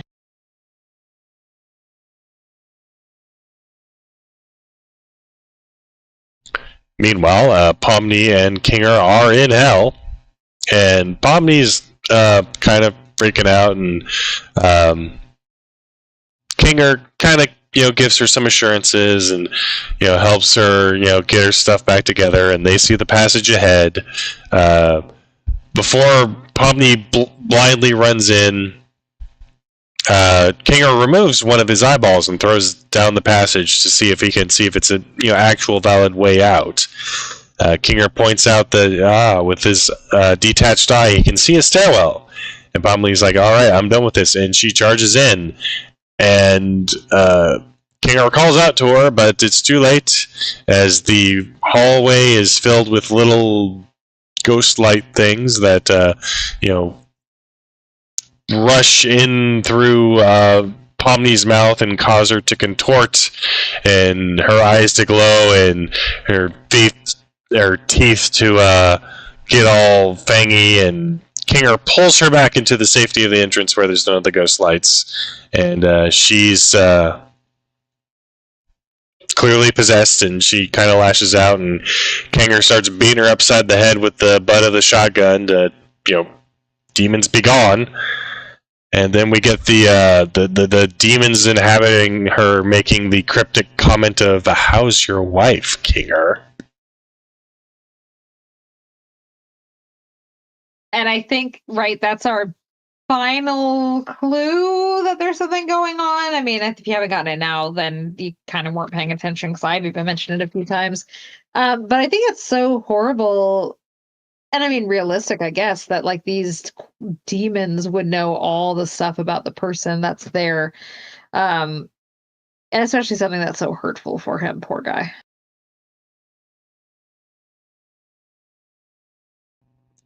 But the demons are expelled from Pomni, and Pomni breaks down further, and Kinger's just like, okay, let's take time. And in order to fill the air, he kind of reminisces about it. It's like, oh yeah, I took 7 years of computer science, and here we are. And he's comforting her and giving advice, and Pomni points out that Kinger's acting differently. So she's noticed it, but now she's going to point it out. And Kinger kind of like, well, kind of, yeah, when I'm in the dark, it takes me back to a place where the last time I saw my wife, she abstracted, and we wound up in the pillow fort, and she seemed to calm down, and we were able to just be together for a little while until Kane showed up and dumped her in the cellar. So again, that's where I think like the darkness and the taking care of being overstimulated and trying to make sure that they're taking care of themselves. You can see that the abstractions also, they're not always violent. They're not wanting to cause harm. That's just that when there's too much going on, they tend to freak out. And I think that's why Kinger likes the dark. I think that's why, he has his wife in there too. But how sweet is that too, that once she abstracted, he stayed with her. Like he loved her so much that he wasn't going to leave her. Um, and then he was forced to.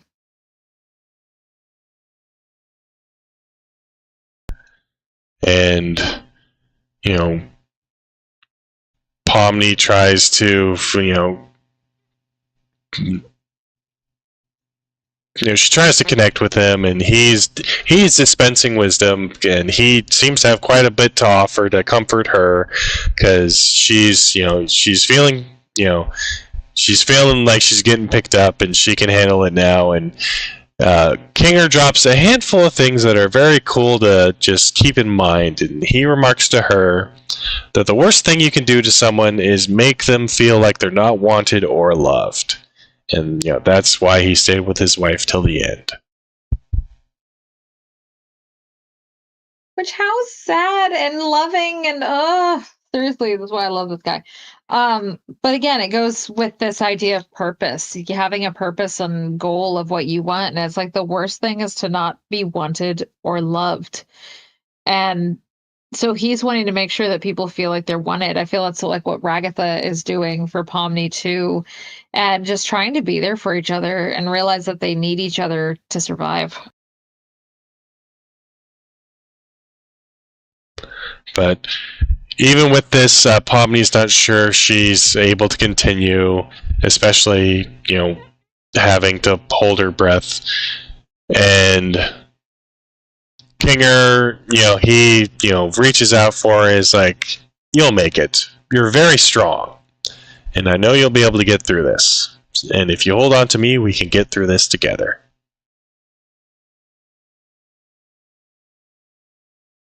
Which I think is really, I feel like the overlying theme in Amazing Digital Circus is you have all these strangers that have all these different personalities, who have all these different goals. But overall, they want to be there for each other and they just want to connect with each other. And then we get this beautiful music sequence where Pomni holds her breath, Kinger holds his, and they're walking down the corridor. And as Pomni begins to turn blue, Kinger begins to glow, calling back to the beginning of the episode. Then they make their way to the stairwell and get to the exit. Which I think is the whole metaphor of like Kinger's words are this beacon of light for everybody, but it's literally light. So yeah. But I just, again, the calmness and the music in this scene is really nice.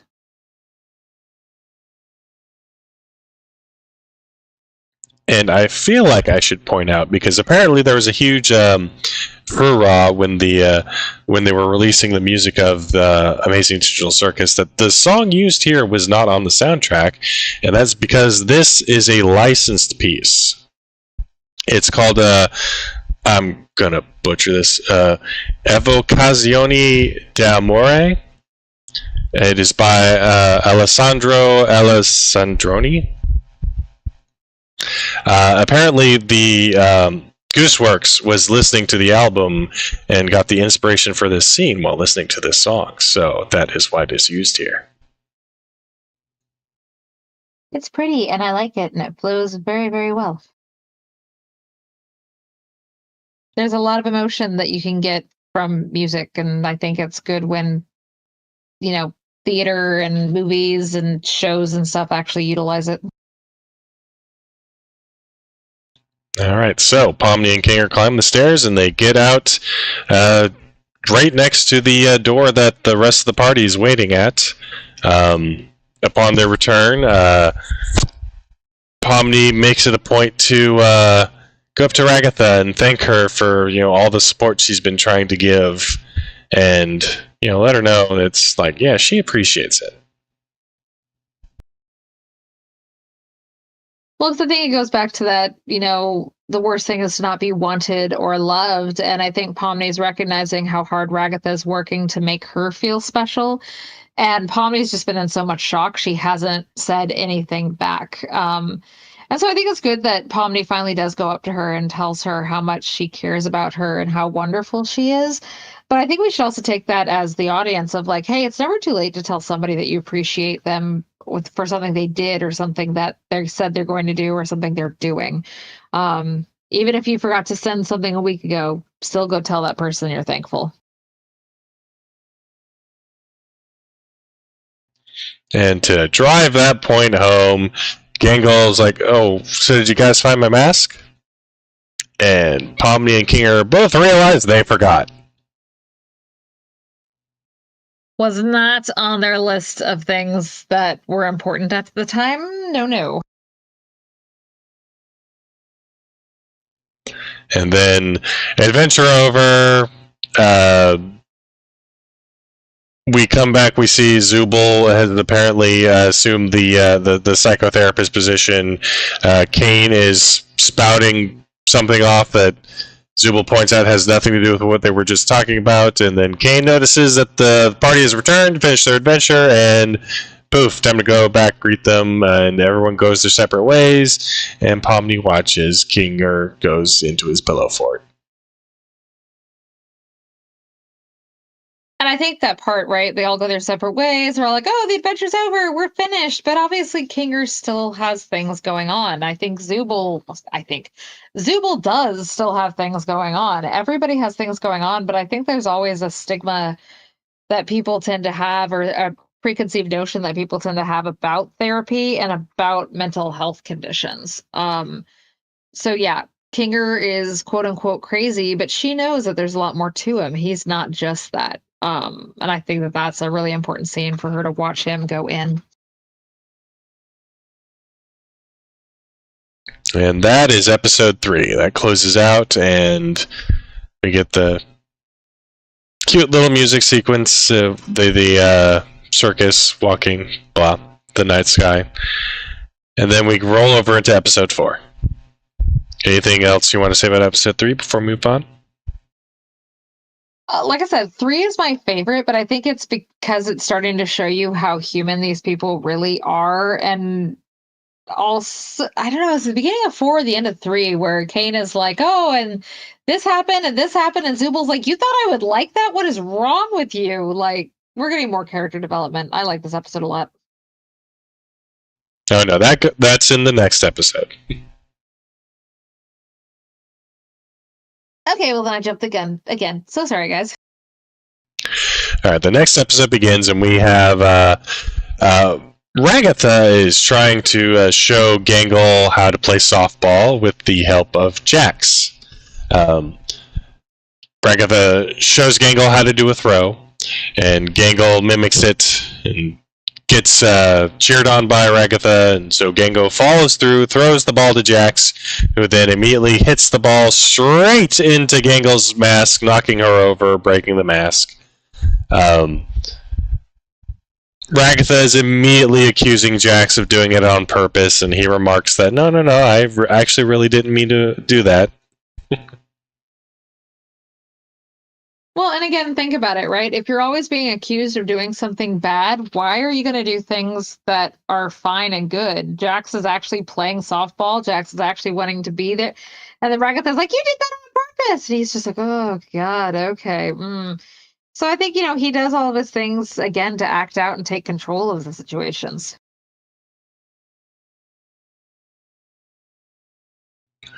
But with her mask broken, Gangle kind of mopes away, and then Zubul goes to pull her aside, and because they have something for her. And in the Zubul box, there is a mask that seems perfect for Gangle, and it kind of has a happier look on it. And Zubul offers it to Gangle, pointing out that it might be good for her because it's made of plastic and doesn't seem as fragile as her typical masks. And Gangle tries it on, and it actually feels okay. And again, that empathy versus sympathy. Like, hey, this could be helpful. Would you like this? If you don't, that's okay. Right? Zubul's being very empathetic versus like, well, here, use this. It's so much better than what you already had. So I do like how they have the different approaches. And it is adventure time. Kane proposes some awful, bloody butcher horror show thing and gets immediately called out. I was like, hey, can we... Pomni's like, hey, can we do something a little less horrifying? Because the last one was terrible. And this is where Zubul makes the comments like, hey, wasn't that the one that Kane made for me? And how did that go? And Pomni explains that, the going to hell and the angel and all of that, and Zubul glares at Kane. He's like, wait, what makes you think I would like that? And again, I think it just goes straight back to the Kane is not actually listening to you. Kane is doing whatever they want. And to drive that home, Kane proposes the question, like, why don't you guys ever tell me what you want? And Zubul points out, we do. We put stuff in the suggestion box. To which Kane remarks, like, oh yeah, kind of forgot I gave that. Well, because suggestion boxes tend to be dismissive. I actually don't know too many places that actually will take down the box and look through it.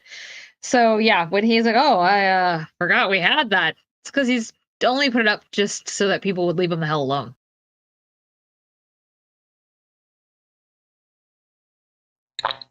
So, kind of beaten into it, Kane starts pulling, ideas out of the box, and they're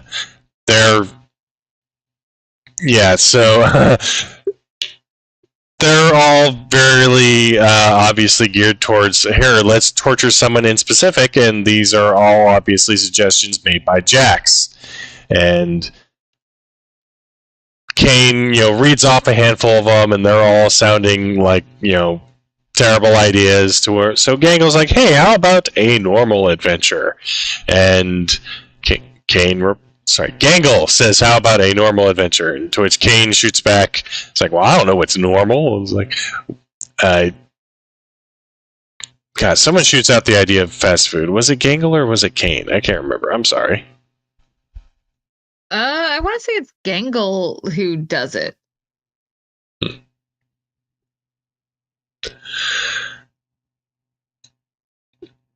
Right, and for the suggestion, Kane awards Gangle with the privilege of being the shift manager, and sorry, just the interaction with Bubble is amusing.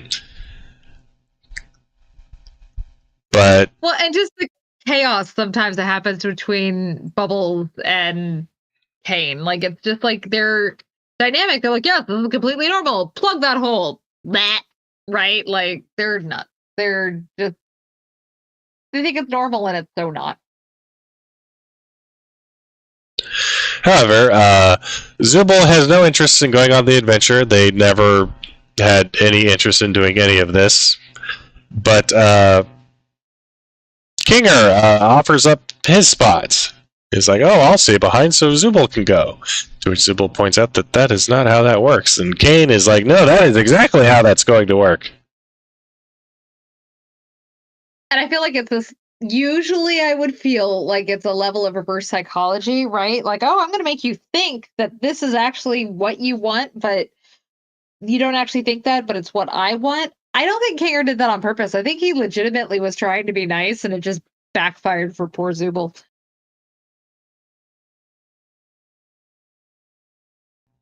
Yep. Zubul continues to protest, but Kane just drops them down a hole.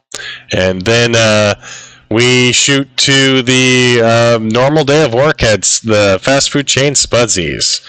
And we see the counter where everyone is in their uniforms ready to work, and then the ceiling opens up and Zubul drops out in their uniform.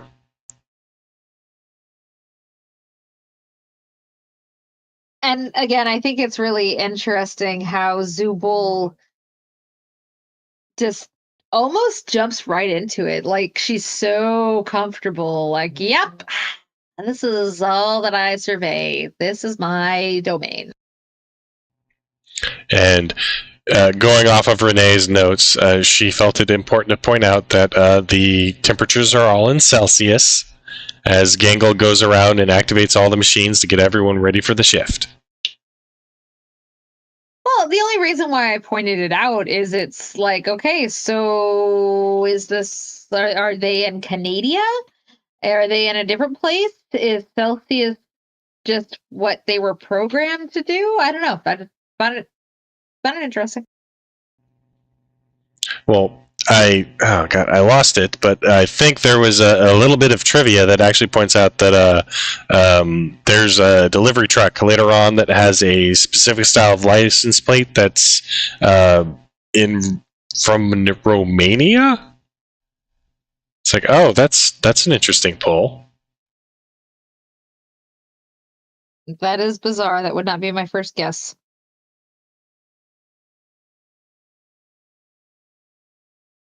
So the shift is starting, and Gangle is handing out tests to everyone. And Jax is like, yeah, you know what I'm going to do? I'm going to dump Ragatha into the fryer. Immediately testing limits, immediately pushing boundaries, immediately trying to see what he can get away with. Like, classic Jax. So to this, Gangle needs something to reprimand Jax with, and she gets the idea to call up Kane and have a special punishment waiting Jax at the end of the shift. Jax is kind of taken aback and it's like, wait, why would you do that? And this is where we get the do note that Ragatha is still suffering in the fryer as this exchange is going on. Gangle, as a retort to Jax, points out that this is called a manic episode, and you're getting 3 more seasons. Yeah, I liked that line. And to be honest, though, I don't think it is a manic episode. I think she's just excited to have some sort of normalcy in her life. But yeah, I love that she, retorts back with sarcasm to Jax. Like, screw you, buddy. But no, I don't actually think she's having a manic episode, just to be perfectly honest. Manic episodes, people tend to have like feelings of grandeur, like they're better than other people. Sometimes they feel like they're invincible. Like, oh, hey, you know what? I know I only have $10 in my bank account, but I'm still going to spend $600 on this website.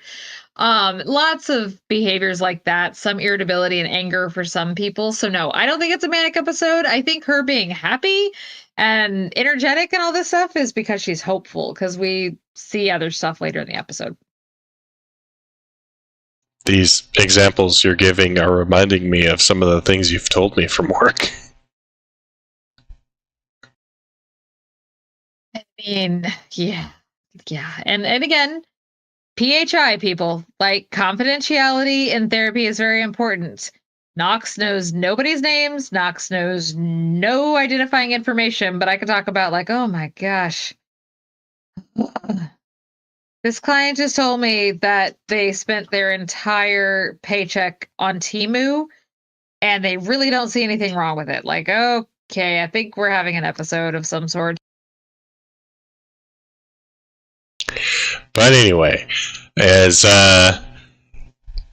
Gangle marches off, Jax is left there stunned, and Ragatha continues to suffer.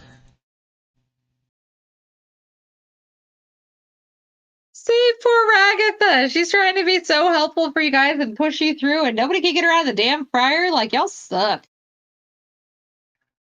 But then we cut to Pomni, who's at the register. The shift has started, and they've got customers coming in, and they get this this mannequin NPC with kind of a very mean girl voice. She wants the burger with the stupid sauce. She's kind of addicted to it, and you can tell because she's twitching. Yeah, certain over the top designations of somebody who is going through withdrawal symptoms, right? The twitching or the scratching themselves. And so, yeah, they try to make it obvious. Just wanted to point that out. Then we cut back to Ragatha, who's on the production line, and she's trying to apply the stupid sauce to a burger, but it kind of squirts up into her eye, and she kind of zones out and is greeted with this sight, which should be horrifying, right? But this is her reaction upon seeing that. She just kind of, hey, yeah, that's cool. Yeah, no, nightmare inducing. You should not be okay with this. I don't understand. Well, I do understand, but that's for a different episode. Then, with that going on, back to the counter where Pomni is approached by Gummy Goo and his buddies, but he doesn't recognize Pomni. He's just here to order food, and he's a little weirded out by the looks that this girl is giving him, and the fact that she seems to know his name and he hasn't told her yet. And they place their order and they go to take their seat, and Pomni follows them by crawling along the floor. They notice her, and she kind of stammers and trying to explain, find out what's the deal here, having not trying to connect with him again, essentially. But Gangle approaches her and tells her, is like, no, you need to get back to work. It's kind of important we do this. In which Pomni is like, well, the job can wait, right? It's fake, and I just want to talk to Gummy Goo because it's Gummy Goo, and that's Gangle doesn't take that comment too well. It's like, oh, if the job is fake, next you're going to say my authority is fake.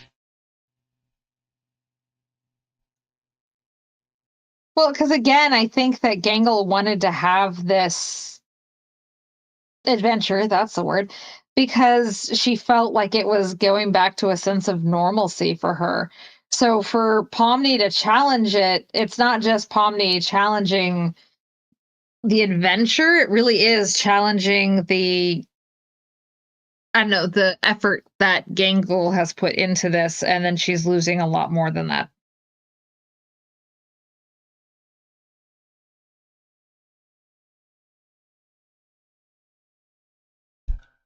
And then we get a little bit more with Ragatha on the stupid sauce. And it amused me because I titled this picture Stupid Sauce, not even once. I always felt like the stupid sauce was like a metaphor for THC, which is probably obvious for most people, but I'm just like, yeah. But I believe this is with Pomni off talking to Gummy Goo. Ragatha has manned the counter, and this is when the Gloink Queen comes up, and Ragatha is just taking in all this new information given to her by the Gloink Queen, who's named her children and cares for them so much. But then we cut back to the line where Jax is not working. He's not putting his effort into it. And Gangle is telling him he has to give 100%, 110%, be a team player. And to which Jax makes the comment of, I like you better when you're sad. We get this extreme close-up of Gangle at that comment, and we hear the crack of the mask behind the mask she's currently wearing.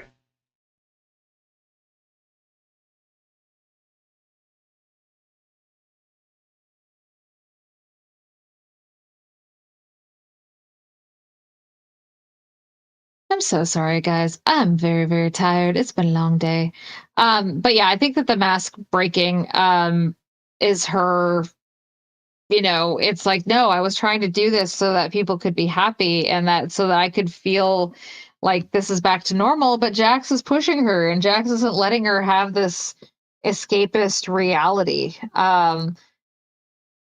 And I also think that this is maybe the scene. I don't know. There's a lot of scenes in this where I feel like Gangle is Gary Cole's character from Office Space, right? That, hey, if you could get this done and on my desk by 4 o'clock, that would be great. So I kept getting that vibe from Gangle a lot in this. But I think, yeah, then it makes her hurt when, I liked you better when you're sad. It's like, I'm trying so hard to be this person who I think people want me to be, and I'm still excluded. And with that wounded comment, Gangle comes to the conclusion that Jax needs more training. So a giant pair of hands appear to grab Jax and drag him off to a mysterious room elsewhere, where there's nothing but an old TV that plays a video that appears to be one of them, corporate training videos, except for it stars Gangle, who's trying to tell you that, you need to be a team player, you need to give all you got to the company, because, if you have dreams, you should give up on them because they're unrealistic and you need to stop trying. Which I think is so sad, and I get the joke on here too, right? That it's like, oh yeah, they're doomed and fast food workers, they don't have a really good job, but I don't agree with that. It's like, hey, you know what? I have a lot of friends who are managers at restaurants and things that they're like, hey, I love this job and I love this. So yeah, I thought that was kind of a little bit of a mean comment, but I also get where they're coming from with it.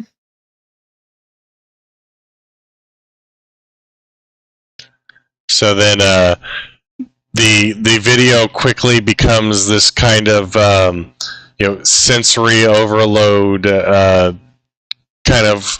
I know it's a reference to Halloween 3, but it also makes me think of Clockwork Orange. And see, I went Clockwork Orange because I never saw Halloween 3, so yeah. But yeah, while that's happening to Jax, Zubul, who's kind of unaware of anything that has happened outside of their sphere of influence, is trying to help out, but Ragatha is zonked out, and they make the comment to Gangle that it appears that she's been huffing paint, to where we get this look from Gangle. It's like, huffing paint? And not waiting until a designated break? Yeah, that was a good line. Yeah, let's not huff paint. Huffing paint kills brain cells. Don't do it. Not even on a break. Stay away from drugs, kids. So then Gangle is approaching Ragatha, and she's offering to help her because she's clearly struggling. Just the difference of reaction between Gangle towards Ragatha versus towards Jax. If you're going to be tortured by somebody, you better hope that they don't, or if you're going to torture somebody, you better hope that they don't become your boss. Like, I'm sure Gangle is enjoying the power dynamic because she hasn't had that before with him. But then, as she's offering to help Ragatha, who's, high, essentially, rolls over and makes the comments like, you're kind of annoying when you're wearing your happy mask. And then we get another crack from a close-up on Gangle.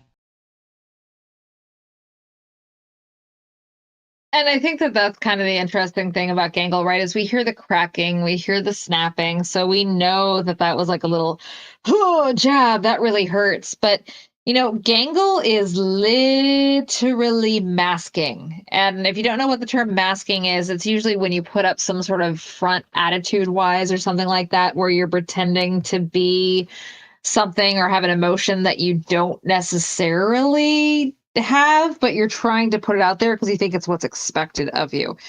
Masking is exhausting. I don't like to mask, even in therapy sessions. This is me. This is who you get. This is nerdy, educated me. So I just think it's interesting that she's still cracking underneath there because she is hurt. She is sad, but the happy mask is on. So she has to put that first.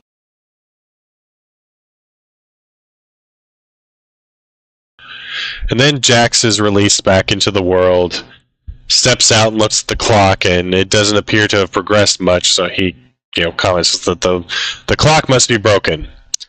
And draws Gangle's attention to it, and Gangle's kind of not going too well. She makes comments. She's going, "Does time move here?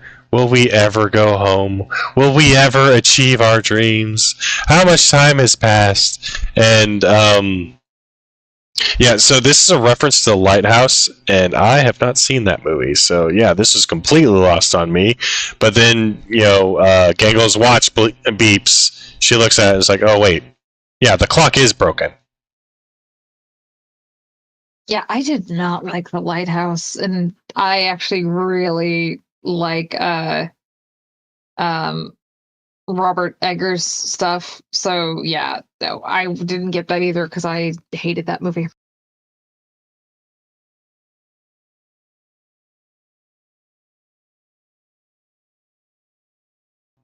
Well, I will have to watch it at some point. But anyway, moving on. Jax is returning to the floor, and he sees Ragatha on the ground, and he's like, "What's your deal?"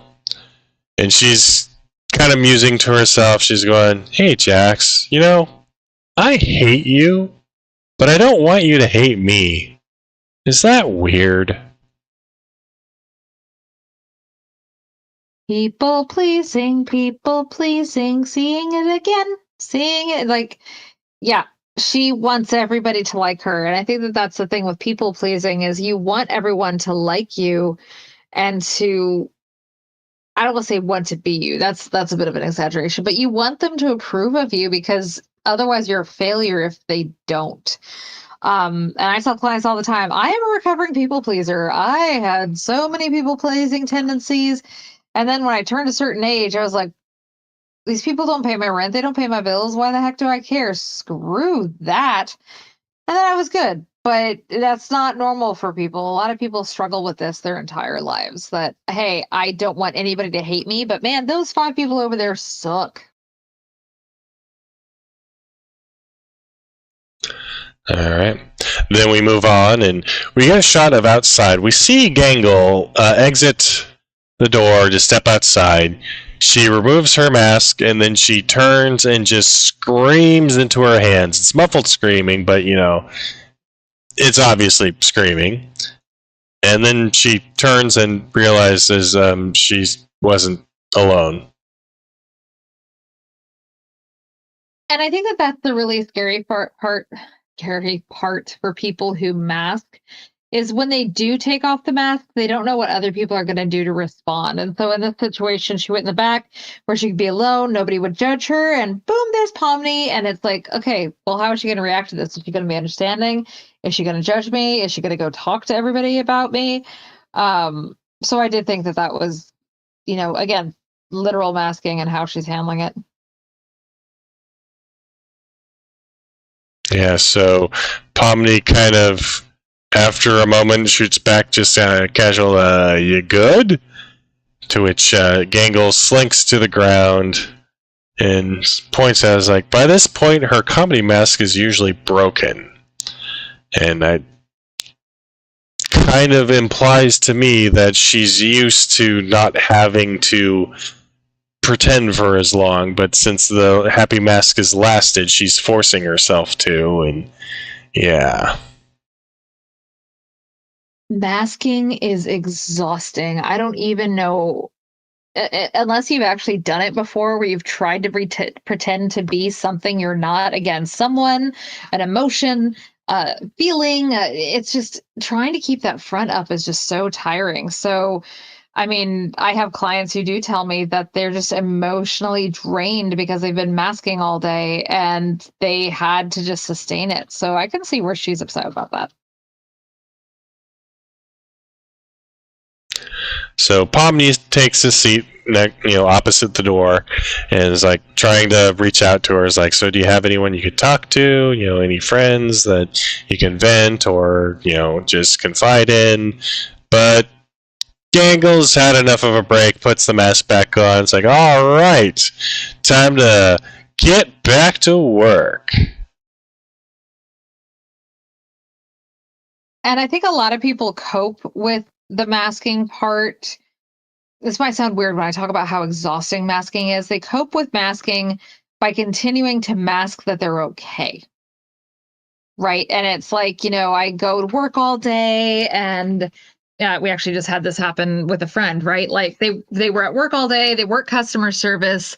They're not in a good mood. The customers really suck. They're feeling really beat down and ooh, weird echo. Sorry, guys. They're feeling really beat down and overwhelmed by what's going on around them. And then when they get home, instead of being like, that sucked, my customer sucked, they act like everything is normal. But sometimes then it cracks. Sometimes then they start to not act like themselves. And this friend in particular started to act very overwhelmed by things that people said, and they felt very targeted. And so we were able to talk with them, but they were just trying to pretend like things were normal until it wasn't. And so I think that's what Gangle's doing here is, nope, let's just get back to work and let's just get through this and I can be sad later.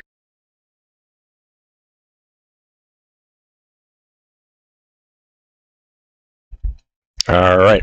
And it's 7 p.m. It is the end of Jax's shift, so he makes his exit, stating that he hated it, he did not have fun, and he will see everyone later. So he wanders out into the parking lot, sees a car labeled with his name in the license plate, and climbs inside and just sits down and just hangs his head, and that was his day. And I want to know what happens to them. Like, do they just go home? Do they go to a waiting area like in some of the other games? Like, I wonder what happens because we don't see after that what happens to Jax.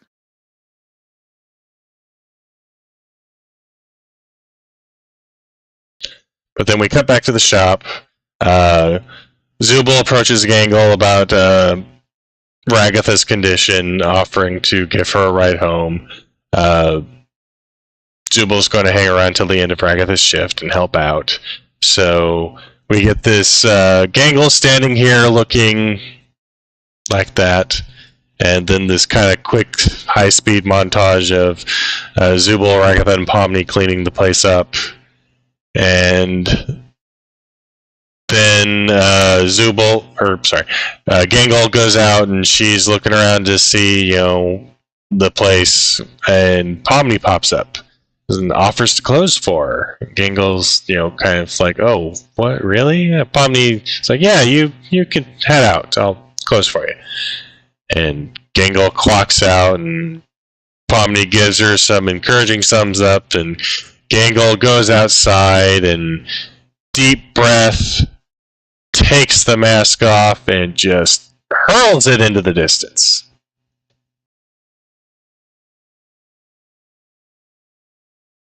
And I think that it's like I'm having this freedom to be me now. I can be free, I can be myself, and I'm okay.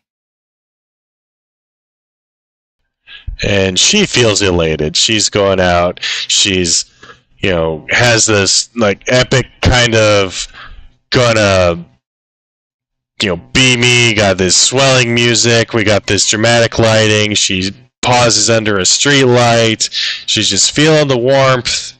And then she trips, falls off the curb, and gets hit by a truck.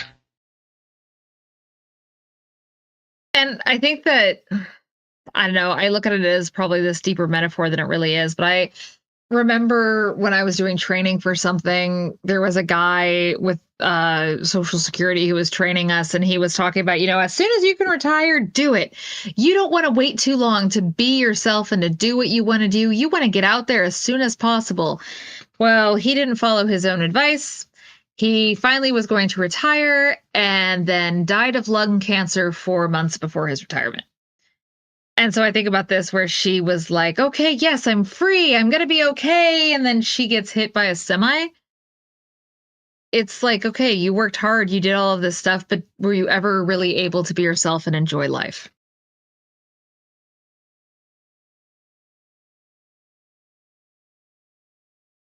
And then we smash to Kane's office. Gangle is sitting in the chair, and Kane offers up a evaluation of her performance, where she, the sales were good, not a lot of customer complaints, but then she left early and walked into traffic. She could shirk the responsibility for any mishaps onto her employees, or she could take the blame herself. And Gangle opts to own up to her mistakes. And Kane's like, points out it'll dock her score a little, but good gumption taking the responsibility. So Gangle leaves, and Kane writes down Gangle's rating and puts it up with the others. Look at that. Well, and I also think it's interesting that even when she admits to her fault and she gets punished for it, which FYI, her fault was trying to be free and happy, but she ends up getting a score like everybody else. So I think she would have had a higher score. I just wonder what kind of adventure Kinger's on, because he got an A+ in rodeo. What was he doing? I gotta know.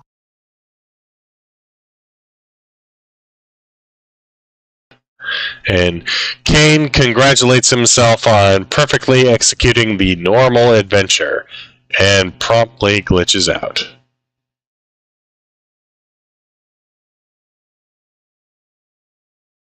And I always think that whenever Kane thinks he's doing a good job or something like that, like, he sometimes can't handle that either. So he's so looking for acceptance, but when he does something good, he also kind of freaks.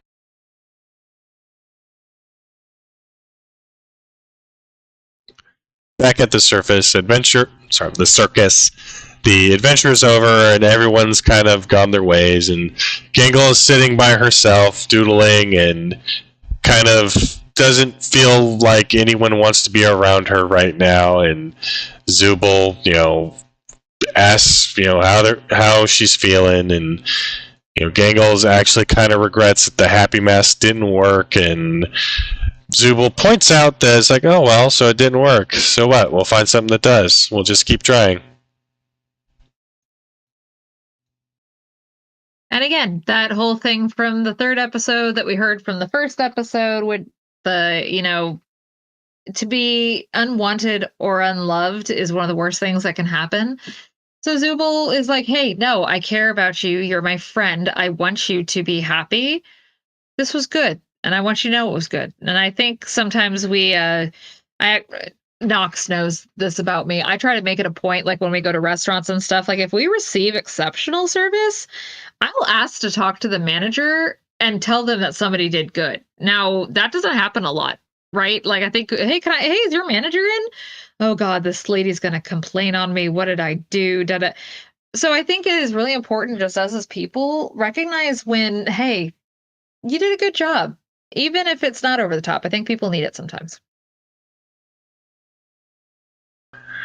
And then Zubul invites Gangle to join the others with them, and because, tells Gangle to bring her sketch pad because Zubul always appreciates seeing what Gangle draws. And hey, we like hearing that, okay? That's nice to hear. I like the things that you draw. I think that these little characters are amazing. I wish you would draw more, but that's an issue that is not for the Amazing Digital Circus.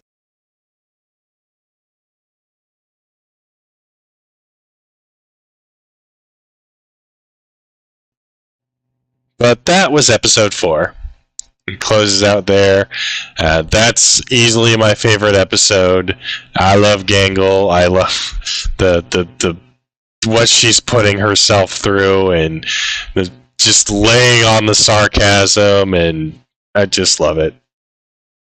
And I really appreciate the voice actress's performance. She did such a good job.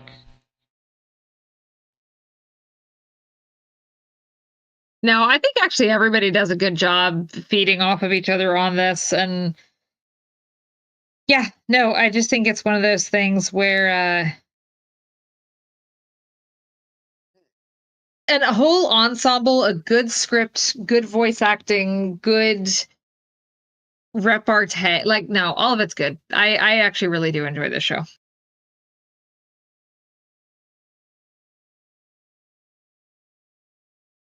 But that's all from me. Do you have anything else, Nox?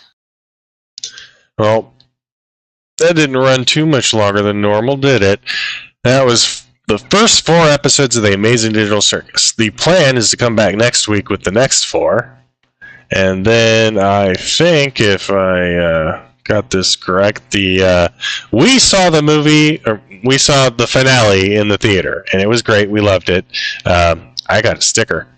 And yeah, so He's proud of that sticker, guys. He really likes it.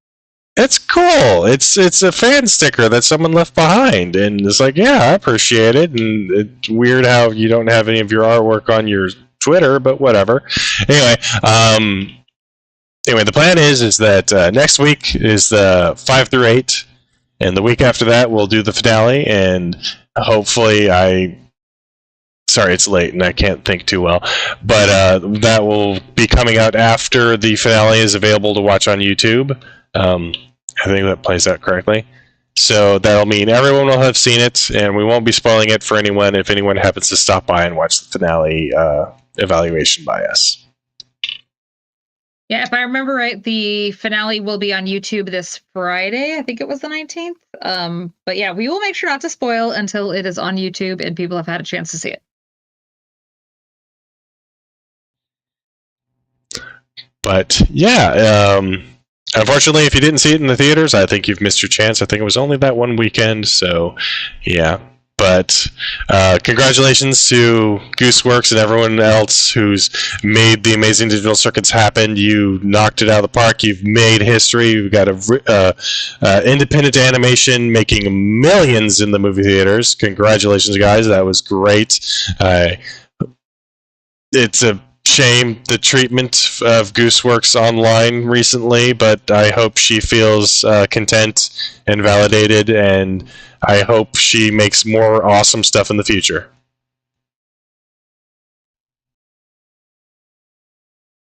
So yeah, check it out on YouTube if you haven't already seen it, but we will see you guys when we do the next couple episodes. Yeah, thank you very much. Have a good night.